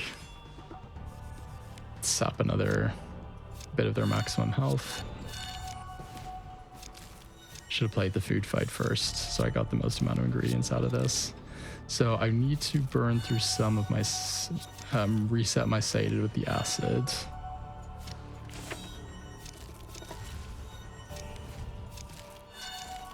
Let's do this to make him perform. Yeah, this is where having the strategist card would be pretty good. Okay, so I can play one more ingredient before I get stunned. So let's play some other stuff first. Okay, that's one of them down. So that actually reset my sated again, which is amazing. Now I can just keep on going. Just keep on going. This will also reset my sated again. Okay, I'm getting a little bit lucky here. But this is kind of what I think that the stunning when you play ingredients is supposed to do. It's to prevent like easy infinites like this. But here I can do this, and then I can garnish again and reset all my sated. Yeah, amazing. So like now we have like a bajillion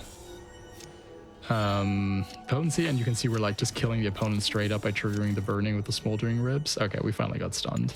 And Lionheart has also given us a ton of armor now. So yeah, they're basically just every action they play, they're losing half their life here. Now we have all of these recalled Dances of Blights. We have 1922 maximum health. It is all beautiful. This is what we wanted. Let's put Deep Wound on you too. Who cares? Let's put 2 Deep Wounds on you. So you should just die here, right? Because every action they play basically just kills himself. Yeah. Crazy once it gets going. That was insane. So here we could give ourselves a scar if we pick up another scar card later. Tenderize. I mean, we don't really inflict many crushing blows. I guess actually, I think we went bleeding. If we get bleeding on the opponent, that actually technically triggers a crushing blow. I might just take this. So explore some more. We didn't leave anything here, did we? So I do not want to go to the new Canto because I think we're not going to be able to kill the opponents fast enough before they add a bunch of those crazy stacks, and I think we will die here. But also, there's another good reason to not go there. And I mean, at the Thornwind Pass, we can get the Ritualist, Dark Ritualist talent, and we can get Idolize or something, and that gives us just access to all 8 totems in one shot. So this is kind of where we want to go. Before we continue down here, I'm gonna take a little break. Okay, we're back. We were at the Thornwind Pass, and we're gonna view another enchantment. So do we just do Manning? I think we do. Again, Big Eater would be an incredible one to find here eventually. Have not picked that up yet, but there's still time. There is still a lot of time, and I believe in us. This Battle Vents. You know what? I'd actually like to transmute this Battle Vents again and get that one thing that gives you a random blessing whenever you take damage during your turn, because that is something that we're not doing too infrequently. Though we don't have like a Sanguine Scrying or anything yet, that would really push that into overdrive.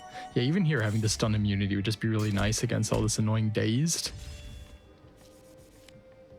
Let's see, he's got Impervious, he's got this. So let's get rid of all the evasion because this is an on-hit effect, and then we can give him a big slap-a-rooney with that. And pass. Even getting stand your ground now would be pretty good because of all the armor, but like what's the chance of actually finding that? So we're going to mark you, just make you stop doing all this annoying evasion crap. Do we have Ritualist? Yes, we do. So I'm just going to do this and get everything back to my hand and pass. And somewhere in between all of this nonsense, you should hopefully just fall over. Yes, very good. Very good. Thank you. Thank you. Thank you for not drawing that out too much. I'll take a second Mojo because this is always just an instant full performance, basically. Ooh, Collector. We do not have a nonsense card to give you yet, though I guess Battle Vents is kind of on the menu there. I have to remember that you can always just give Collector like a common card you're trying to get rid of too. You don't need to always go all out with him. So we're going to just go straight for the poison here again. Ooh, Dance of Life that we can't play. Very useful.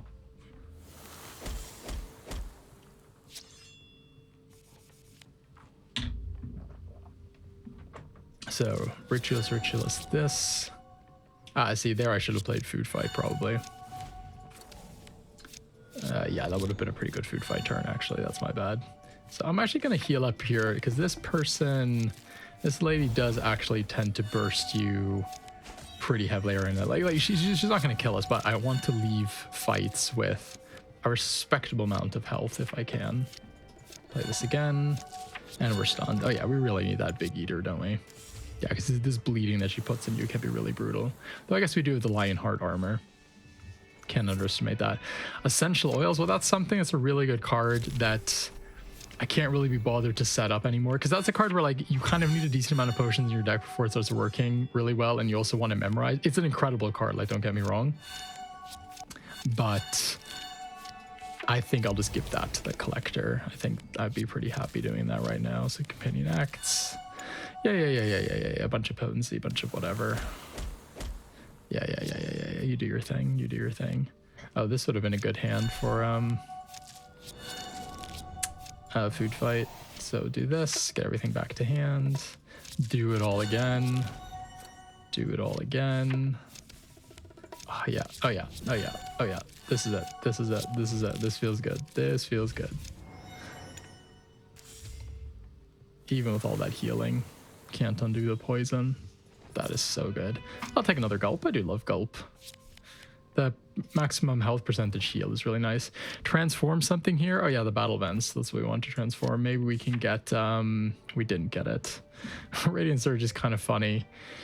I'm just gonna take Radiant Surge. You know what, I'll actually give that to the Collector over the other one, because Essential is probably a little bit more useful in that. Is there something I want to randomly try and put a keyword on? You know what, I'll randomly put something on here. Sinister. Wow. Not very useful, but okay, hand over a card. Where's that legendary I don't care about? There you go. Spiked Plating. Hey, that's actually not too bad. No, we just need to find a way to do actual critical strikes, because this is going to give us ferocity whenever we gain armor, which we're getting via Lionheart. That's what it's called. Cool. Just pass here. That was a pretty slow turn one. As long as he doesn't daze us too often. Yeah, let's just turbo through the performance here and just see what happens. Okay, so I'll just gain some more anger, perform some more, pass. Yeah, this guy's gonna daze us. So sometimes he just dazes you like 3 or 4 turns in a row, and that can be really, really annoying. Or let's put all this frozen on you. That being said, our build, of course, doesn't really depend on direct damage very much. I'm just gonna get a zap here so I can potentially trigger some bleeding if I manage to get some on him. Yeah, there's the bleeding that we want. Edict of Life is obviously an incredible talent in this build due to the amount of health we gain. It almost functions like on the Valkyrie Warrior that we did the other week. Oh, so I'm doing this again, are we? What if I just do this and we just put a bit more poison onto this person? Yeah, why the hell not? No, this is reliable, isn't it? There you go. That was a reason to put reliable on that. Ouch, ouch. You know, when you have a health pool this big, you can just kind of chill. Nothing can really hurt you. Conjure Retreat. Let's do this piercing thing. Maybe we can finish him off through all of the frozen. Can we get one more performance in? I probably could have sequenced that in a way that Yaspi's going to die here to the poison anyhow. Nothing too interesting here. Some more opportunities. Do we want to get some burning and anger? Not really. Don't think that means too much at this point. Need to always keep an eye on my souls here too, because now we've dipped below 100 again, and that could have implications at some point. And yeah, cool, pass.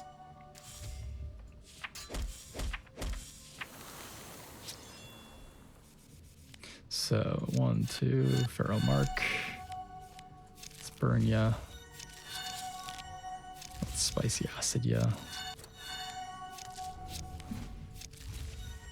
Very good. So unfortunately healed all of our poison away, but we still got our burning going. I am debating whether it's worth getting memorized on this Blight Dance at some point, just because having it in the starting hand makes these fights go so much quicker. That's even better than imbuing another enchantment. I don't know, that feels a bit like sacrilege, doesn't it? Using your Bulgar on memorizing something if you have the money to imbue. Just feels wrong. Doom and Burning should get her here. Yeah, very good. Moon Dancing, no, we're not really doing anything darkness related at the moment. So Campsite, something I want to get rid of. I'd rather look at cards. Could get another Coordinated Strike, that's not bad. But it's also not that important. Symbol of Unity is pretty decent here. This one not so much, but Carnage I actually kind of like. That being said, I mean, we don't do that many melee attacks really. But just getting that bleeding on there is sort of sweet. Also maximum health triggers, right? This is very good. This is also very good. This is a really cool build around, but it's just not one for our deck really. And I'll see if we can do a few more fights, maybe get to Companion, like the Weapon Talent activations in a row with the Blacksmith. So Shroud of Malice is really good because it's just consistently applying afflictions to the opponent, bleeding and poison. It's just really, really nice to have. I think we can give Essential Oils to the Collector in the next Canto.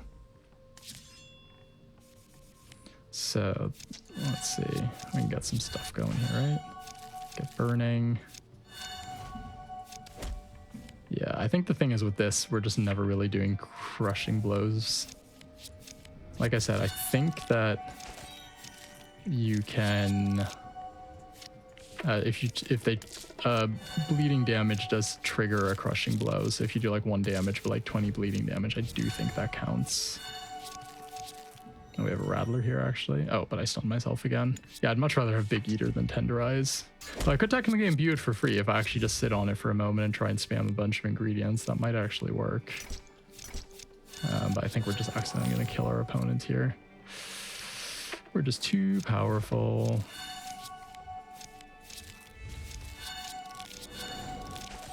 How many are we at now? Let's get the anger. 17. Yeah, we're just going to kill him here, aren't we? Got pretty close though, 20.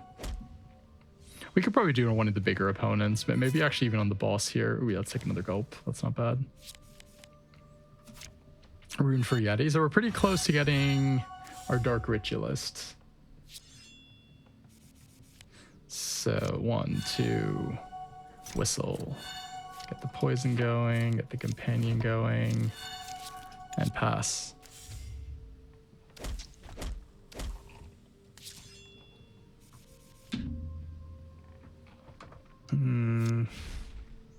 Oh yeah, there's currently a bug in the game where a lot of the new cards that have a basic attack in their wording you can actually get from here.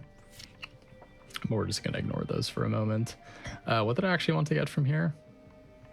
Oh yeah, Scimitar is actually not bad in this build because we can get a lot of...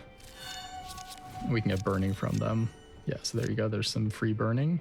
And then I'll just play Dance of Life and activate this for the next turn. So we've been losing a little bit of health steadily over the last few fights because I haven't been focusing on gaining any health back. So that's maybe something we could do real quick after this fight. Just make sure we go back up in health. Oh, we only had 1. Oh, I should have played that, activating guarding. We only had 1 dazed on us there. Wow, that kind of sucked. I mean, it's not like this guy's doing very much in response, but... So... what do we do here? Do I have Ritualist? No, I do. So I'll just gain some health back. Yep, that feels very good. Can I just burn you out? Oh no, you've got your stupid Impervious. I cannot. Yeah, there's the one downside of not having very many direct damage effects in your companion deck because I've been ignoring those. is that you have a hard time busting impervious sometimes. So Shadow Dance, don't really care about, don't care about that. Hemophage, very good. So whenever a foe takes damage from bleeding, you heal that much. That is obviously very good. Let's do I take another puff up? I will actually, because it does boost some of my other performance cards, but I could definitely see an argument for just ignoring it there. Let's get some more gold. I mean, it's very greedy. We already have so much. Oh, I should have done one more fight before I did that, but I'm just going to upgrade this again. Now we can get Maki. Just need to be semi-fast about this fight so that she doesn't die. We also stun the first striker, which is very good with our perception. So what do we want to do here? Let's do that and just go straight for the full damage. So we're going to take a little bit of damage to the face here. So Maki, ooh, she could actually die next turn already. That's kind of bad. Ooh, that's actually really bad. Are we gonna lose Maki here? That would kind of blow, because if we lose Maki, no, we have all this armor. The thing is, if we lose Maki, we can't betray her, and then I don't think we can get Dark Ritualist anymore. I actually don't know how that works. If you just automatically side with Haldun, or you automatically have to fight her. I'm not quite sure how that works. This poison coating is still a bit of a curiosity in my hand. I'd much rather have Venomancing at this point. That would be really good to have. And I'll just gain the anger one and pass. This guy's gonna die anyhow. Look at all this ferocity we have and no way to convert it into anything. Gulp. I'll take gulp. Yep. So we get Maki. That's really nice. And now we can fight her brother, who we also have a really good matchup against. So this guy's often scary because he can burst you down, but like I'm not scared at all of being burst anymore. Not after all the stuff we've got in our deck. He can also silence you, but like I don't even know if we have a single magic action in our deck. If you're an Arcanist, this guy can absolutely be the end of your run very, very quickly. Let's do this again. So if we weren't quite as juiced as we are now, I would consider a lot like getting the pins every fight a lot more, just to take it a bit slower. But I just feel like we've gotten pretty good talents, we've gotten pretty good cards, and our run feels like it's going really well. So I've been fine to skip getting the pins on these bosses. If I'm fighting like the Spine or Dante, I will pick up the pin, because those are really good in those fights, especially against Dante, who's constantly healing himself. So here's another card that plays a bit more into the ferocity side of the build, but again, we currently don't have anything that critically strikes. What do? I get rid of... I feel like there's like some crap in here we can get rid of, right? Another glaive. Are we ever going to use this? I don't really think we care. I'll get rid of the non-figmented glaive. It's just not that important. We're finding other ways to have our companion act a lot. So 1, 2, I'd rather get the carving knife here and just return a random card and go for the poison. So against Dante, the thing is that Dante has that one move that scales off of the amount of artifacts and enchantments you have on yourself, and we tend to have quite a few, so he can absolutely burst you down if you don't have a large enough health pool to tank it. And he can also dispel blessings, so that can sometimes be quite a tough fight. But realistically, if your health pool is big enough and you manage to just like increase it quickly, he can't really kill you. You'll outscale him eventually. It'll take quite a few turns, but you can do it. So what do we get here? Let's do this. Get the potency. We're gonna get the zap here. If they've got bleeding on them, that'll be nice to have. Get some more of this. Poison and Slapperoo. Very good. Yeah, all the healing from the Hemophage is really nice now. So we go right tunnel, we help the cub, we get another 50 gold. Then here, we call out to the figure. I usually just attack her because I don't want her on my side. But here, what is this larger power? And then we accept the offer, and then we fight Maki instead. So Maki can actually be a pretty brutal fight, because she can like semi-daze/stun lock you, which is obviously not very nice of her, but she can do it. I will actually pin her here because I have the mojo to instantly get the pin going. But basically, she can conjure a bunch of free arrows like this and just spam them at you. And then she has that snowmend ability where if she's really low on health, she can gain a shit ton of health back really quickly, which can actually sometimes be quite hard to do anything about. So I'm just going to heal up here again. I now obviously have, oh, I've got the wrong performances going, didn't have Ritualist. I now have the pins going, and I'll be just getting crazy maximum health, and like, even if she's doing a lot of damage. So here again, we've been dazed, which is obviously annoying. I'll just play this, and pass. So yeah, we don't have any poison on her at the moment. And yeah, as you see, she's doing a lot of damage. So she's done almost 100 damage to us. So any other fight, any other build where we didn't have this much life, this would be so much sketchier.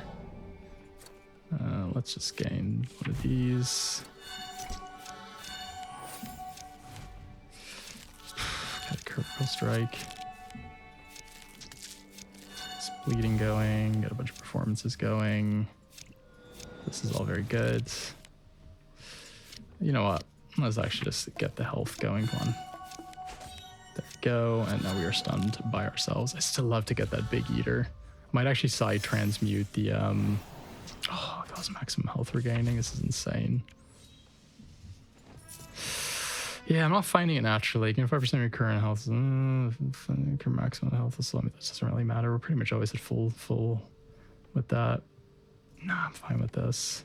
Cool. And now I can continue, and now I will, yes, teach me. I get Idolize and Dark Ritualist. So Idolize just gives us one of every totem, and Dark Ritualist, whenever you summon a totem, summon additional Corrupted. So you just get every single totem available if you use it, which is obviously really good. And I'm gonna get rid of this hidden weapon, I think. Actually, I'm gonna get rid of this poison coating. This is kind of annoying me. So Gorn, we now don't have Maki to help us dispel his blessing, and he will actually be healing so much with this regenerate that he probably will out heal our poison quite often. That's not the end of the world. This is also a good fight to get a pin in. Might actually be able to imbue that other enchantment here, because this is a fight where you can get stalled quite often. So the one downside of Idolize is it takes ages to summon all of 8 totems in. So 4, 5, 6, 7, 8. Yeah, it always takes a moment to do, unfortunately. So we just dance here, we dance here. I'll just play this here. I don't really care about getting the essential oils down before I play it. Oh, he burnt it anyhow. That's fine. So let's do this. Sugar plum, whatever. So the sugar plum garnish effect, I think, is one of the worst, because the chance you're gonna have enough charm for that to actually make a difference, I think, is pretty damn low. I do like the fact that it puts the cards in my opponent's deck though. That's really nice. Okay, so we're gonna get stunned here, aren't we? Yeah. I guess we're slowly building up, like, burning. He does also, unfortunately, dispel blessings, yeah. So the thing is, if we get enough different blessings going, though, he can't dispel them all. So eventually we will win out there. Also, we're getting a few deep wounds on him here, so this could be our second path to victory. Oh wow, already 3 in one turn. That was really nice. There's another one if we can somehow get garnishing going, but I don't think so. Yeah, see, at this point he's kind of screwed. This feels pretty good. Shock you with that. I mean, I just do this twice, and I'll just honestly pass. You're gonna die to the first thing you play anyhow. Oh no, he cleansed my poison, obviously. Well, he'll die at the end of turn then. To the burning. Wow, that's a lot of Risen Ghouls and Vile Wounds. And pranks. Okay, I didn't actually notice we put that much crap into his deck. That's pretty funny.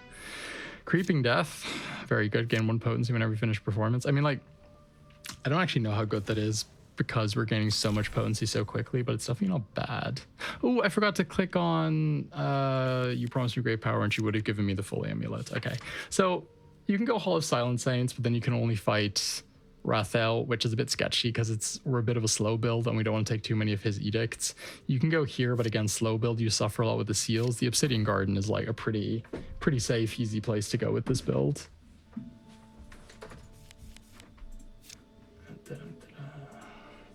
Okay, I'm still not 100% sure who we're gonna fight as the final boss here. If I drink the water, how many things do I lose? I'd also lose soul food, wouldn't I? Well, I'll just bottle it, get another 3 health.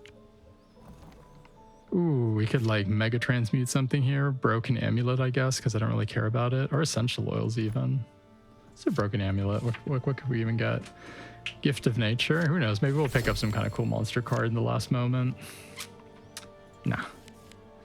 Bulgar, of course. My last imbue. Melee of that one bleeding. I'll just put this on. Why not? More potency. We're all about the potency. We can't use this because we're not rogue. Ooh, we can get something for free here. Or make something free. Dance of Life isn't bad. Can make this free just because it's always in our starting hand. It'd be kind of nice to have for free, but obviously it's better to have something that's spammable for free. Like Dance of Life. Yeah. I would like to make the other thing free, but Dance of Life is the better choice. So we still have Nathalie hanging about. We've got over 300 gold for her, so we could still pick up something really cool there. So here I'm just going to go pin because we have the Mojo in our starting hand, but overall I don't really care too much. We could kill this guy without the pin.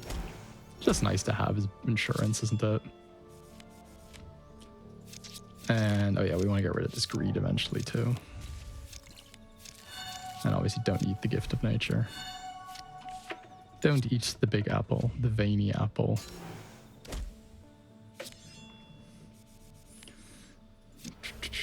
So I'll play this. This will draw us more ingredients. Deep wound. Man, I really wish we had Big Eater. Big Eater is also really good if you want to fight Nathalie, because one of her win conditions is she just stuns you, which obviously pretty hard to deal with. What are the chances we actually get a... I was kind of hoping we would get the acid thingy there. Well, I'll just put this on you and just pass. Yeah, if only we could keep on going off there, we could have probably killed him this turn. I imagine he'll die now anyhow, though. Yeah, very good. 5 insight. What does insight even do when you're doubling the amount of damage? Actually, the current insight. Yeah, this is such a random mechanic. I think this is basically the only NPC in the game that even has it. What are my cards revealed to you? Wow, sinister, figmented, pointless, figmented, pointless, reliable, pointless. Okay, this is unfortunately like all really pointless. Yeah, low roll on Nathalie there. Sometimes you get the craziest stuff, but sometimes you get some real donkey doo-doo. Centaur's Truth. Draw 3 cards. What are the other ones? Draw 3 more cards, so 3 cards. How often do we actually draw 3 extra cards in a turn? I don't even think that often.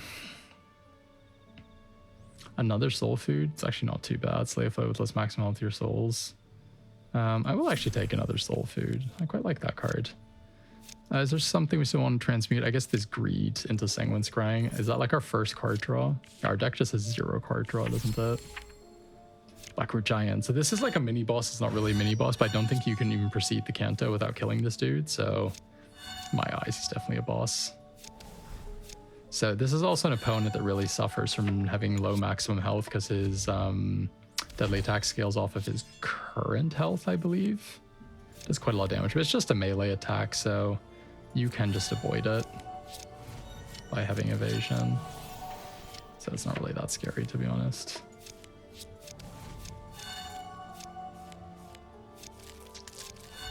Cool. And we also have a bunch of armor too. So yeah, 25% of your current health. Nice. Yeah, I'm gonna play this. It should draw me a bunch of treats. Yeah. I'm wrecking these guys. Burn them. Let's get some more treats going. Oh my god, endless treats. No spicy thing though, unfortunately. Will this one give me a spicy thing? Nope, that's a shame. Yeah, if you get the acid, you can reset your sated, which is the one way around it, but obviously it's kind of RNG if we get it or not. So there's actually kind of no point even doing anything here. I'm just going to pass and you'll die.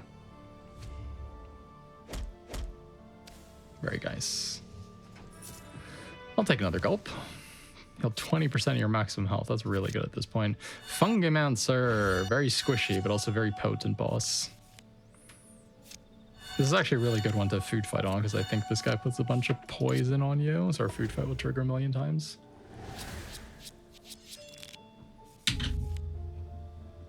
Let's do this. Trigger, trigger, trigger, trigger, trigger.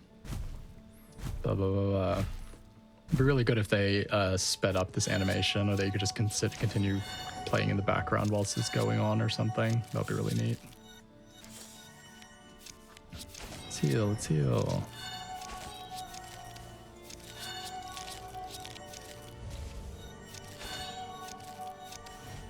I bet there's a ton of ways to go infinite with food fight and ingredients. If you have stun immunity, just get infinite ingredients and eventually you'll get the 5 deep wounds.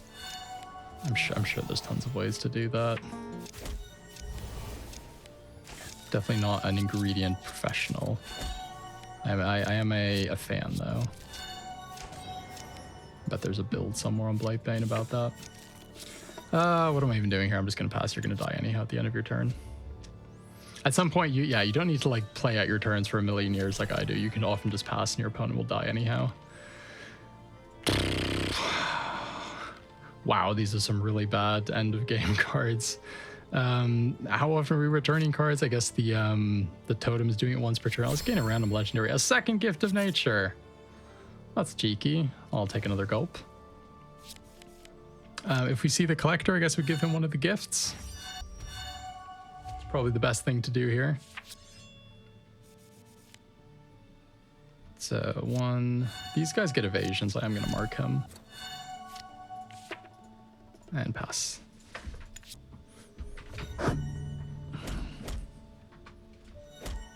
He also regenerates, so he will be cleansing my poison for the moment if I can't get enough of it on him. Don't even care. Actually, I'll take this so I get more blood costs to trigger the food fight. Haha, outplaying my opponent.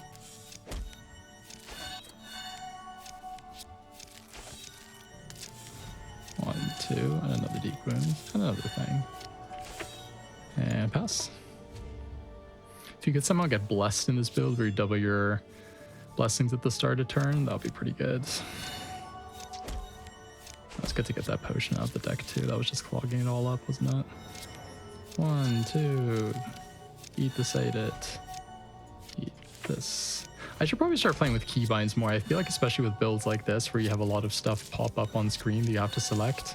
If I just took like 10 seconds to look at the keybinds, you could probably just do like 1, 2, 3, 4, 5. I wonder if that's actually it, if it's just 1, 2, 3, 4, 5. You know, the next time one of them pops up, I'm gonna click it and see what happens. Inflict a deep wound. Wow. It's heavy though, so I can't get it back. Is it actually worth getting? I mean, we could try and like deep wound the opponent. You know what? I'm gonna take it just for the troll.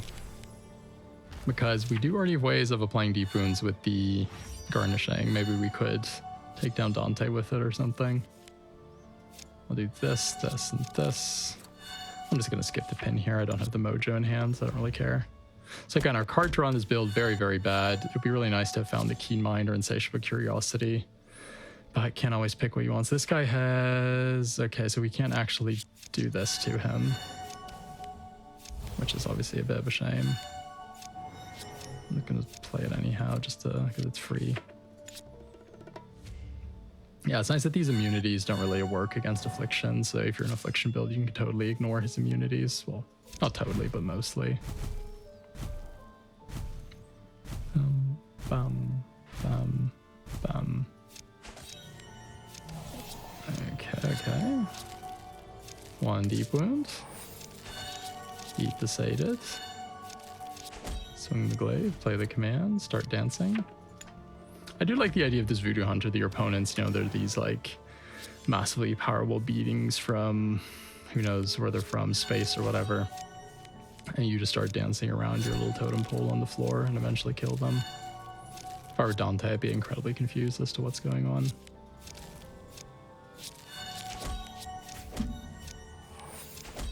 Got him.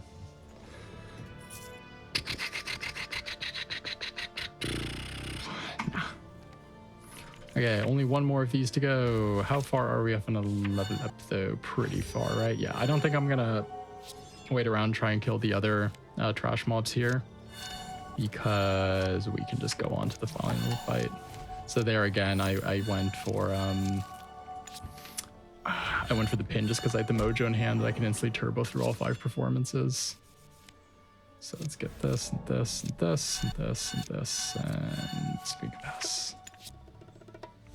Yeah, this is a build where often you're going to take 1 or 2 turns just to set up all your enchantments.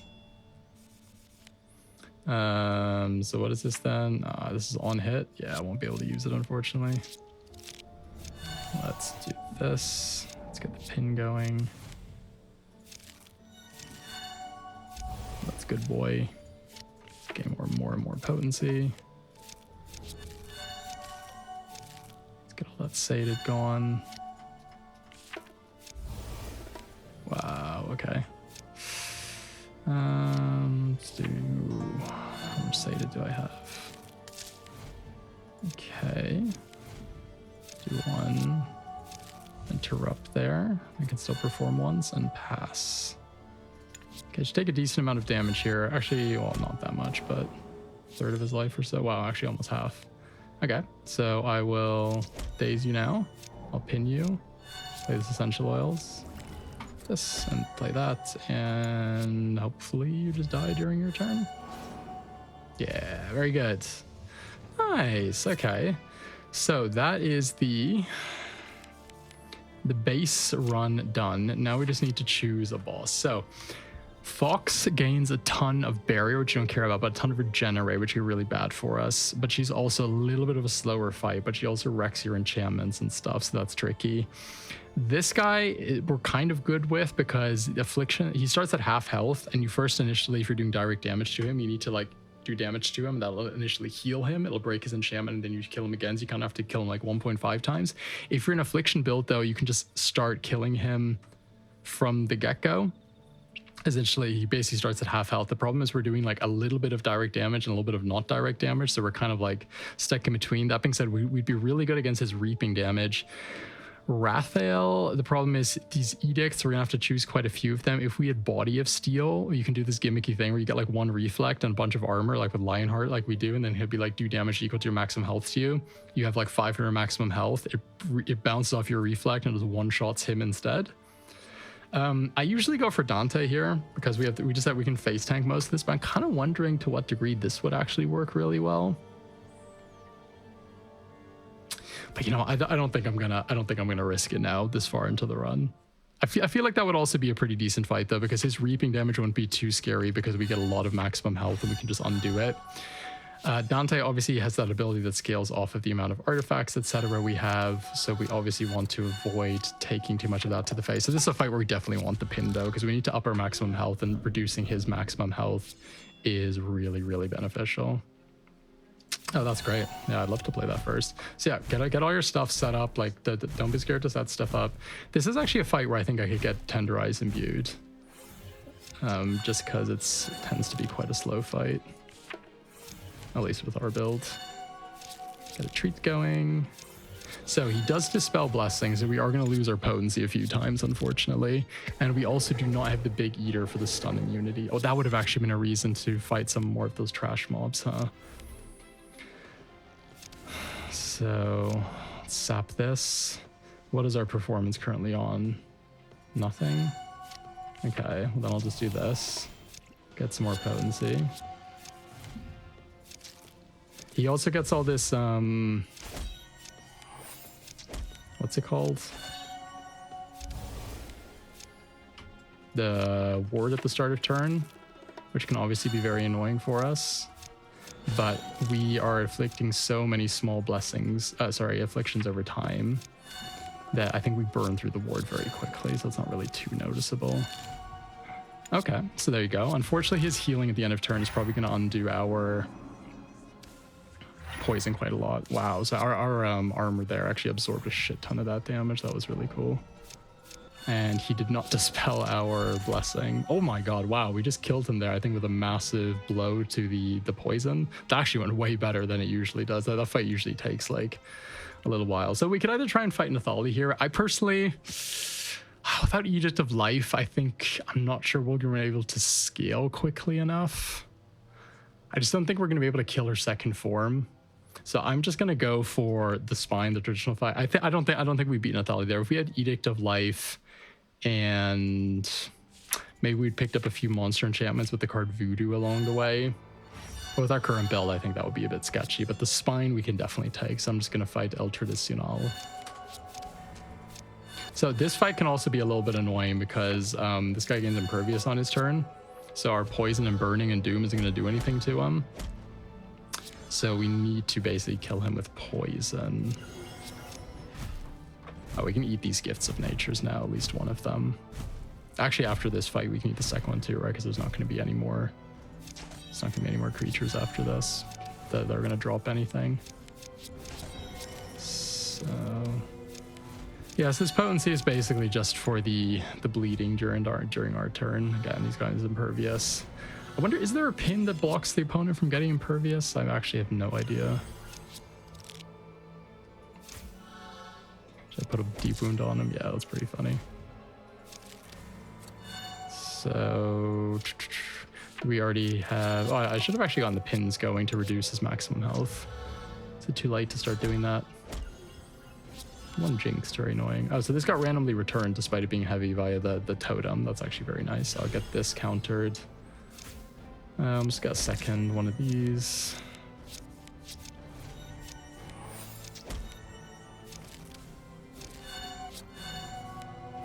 Get this going. Just some more direct damage there. Yeah, we can still get burning on him during our turn and trigger it with the Smoldering Rib, so that's something. But yeah, okay, we're getting close to killing him. I think next turn we should be able to do it. He'd obviously be long dead if he didn't gain Impervious every turn. Wow, we've already put a lot of cards in his deck. Yeah, this enchantment has actually been pretty good for like the bigger, longer fights. I think here we can just smack him, right? Oh, that got countered. What about... I just need to break his Impervious, and I don't want to do with the Monolith. There we go. So, no soup. I mean, that's playable. It's no Big Eater, but... Okay, Spine of Night. Woo! So we have 100 souls. And now, ooh, this is very good to get Mojo in our starting hand. We can go straight for the pin. Because the pin reduces his maximum health by 5%, which for this guy's like 300 health or something. It is a lot. Yeah, what is it? 333. Makes sense. Play this, that can get countered. I'll sap your maximum health. Don't mind if I do. And now we basically just start doing the same thing we always do. So this guy's armor isn't too scary for us because most of our damage isn't, again, coming from directly hitting him. That being said, we do have the card that marks him. So we can still approach this fight from that angle, which is pretty neat. So, wow, we're already getting a lot of potency. This has been a very good early turn. No Big Eater, though. That is a big shame that we never got that. So yeah, now we basically just kind of like wait out the fight. I'll get one of these and then get the rest of them. I mean, to be fair, we're actually just going to be getting a bunch of totems from Idolize eventually anyhow. Getting deep wounds on this guy is kind of pointless if you can't do it all very quickly because he has this. He cleanses 1 deep wound per turn. It also needs to be 10 rather than 5. So that's not really going to get you anywhere. Oh, by the way, also, this is a great fight to have Headbutt in because this fight takes quite a long time, so you get a lot of maximum health, and then Headbutt does 20% of your maximum health as damage, which can obviously be like thousands and thousands of damage here. So I'll get my armor going, get my Sugar Plum going. So yeah, we already have 2,744 health, which is obviously amazing. And now we have 3,684. Now this saps another 10% of his maximum health. We can do this.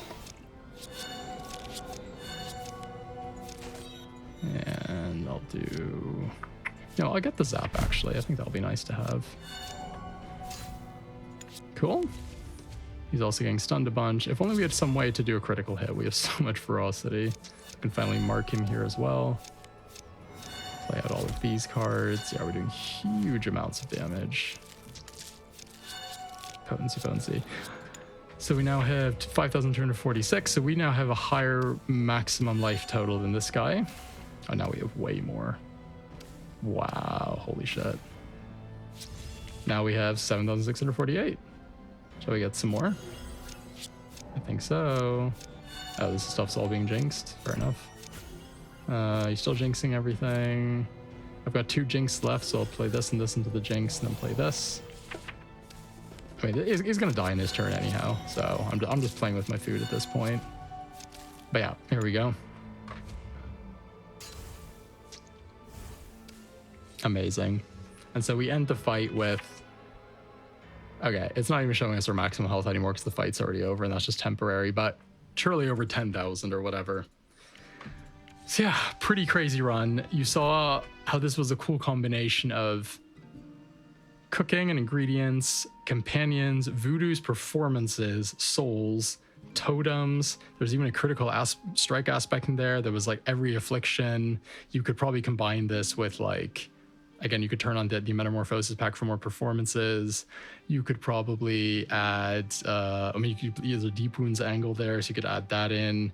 I don't really think there's anything that's necessarily bad with this. The question is just how far do you think you can dilute the card pack pool and still find enough cards that synergize with each other to make something out of it. But yeah, it's a pretty advanced build, but it's really, really cool. I hope in the future that they do add a way to start with the frog without having to potentially save scum after the first fight. That being said, I think actually starting with the voodoo mask might be better than starting with the frog as a companion, even if you intend to play frog. So this might be the best way to play the build even after that change, even if it's not technically as consistent. But yeah, I hope you enjoyed the video, and I'll see you guys next with some other builds. Yeah, bye.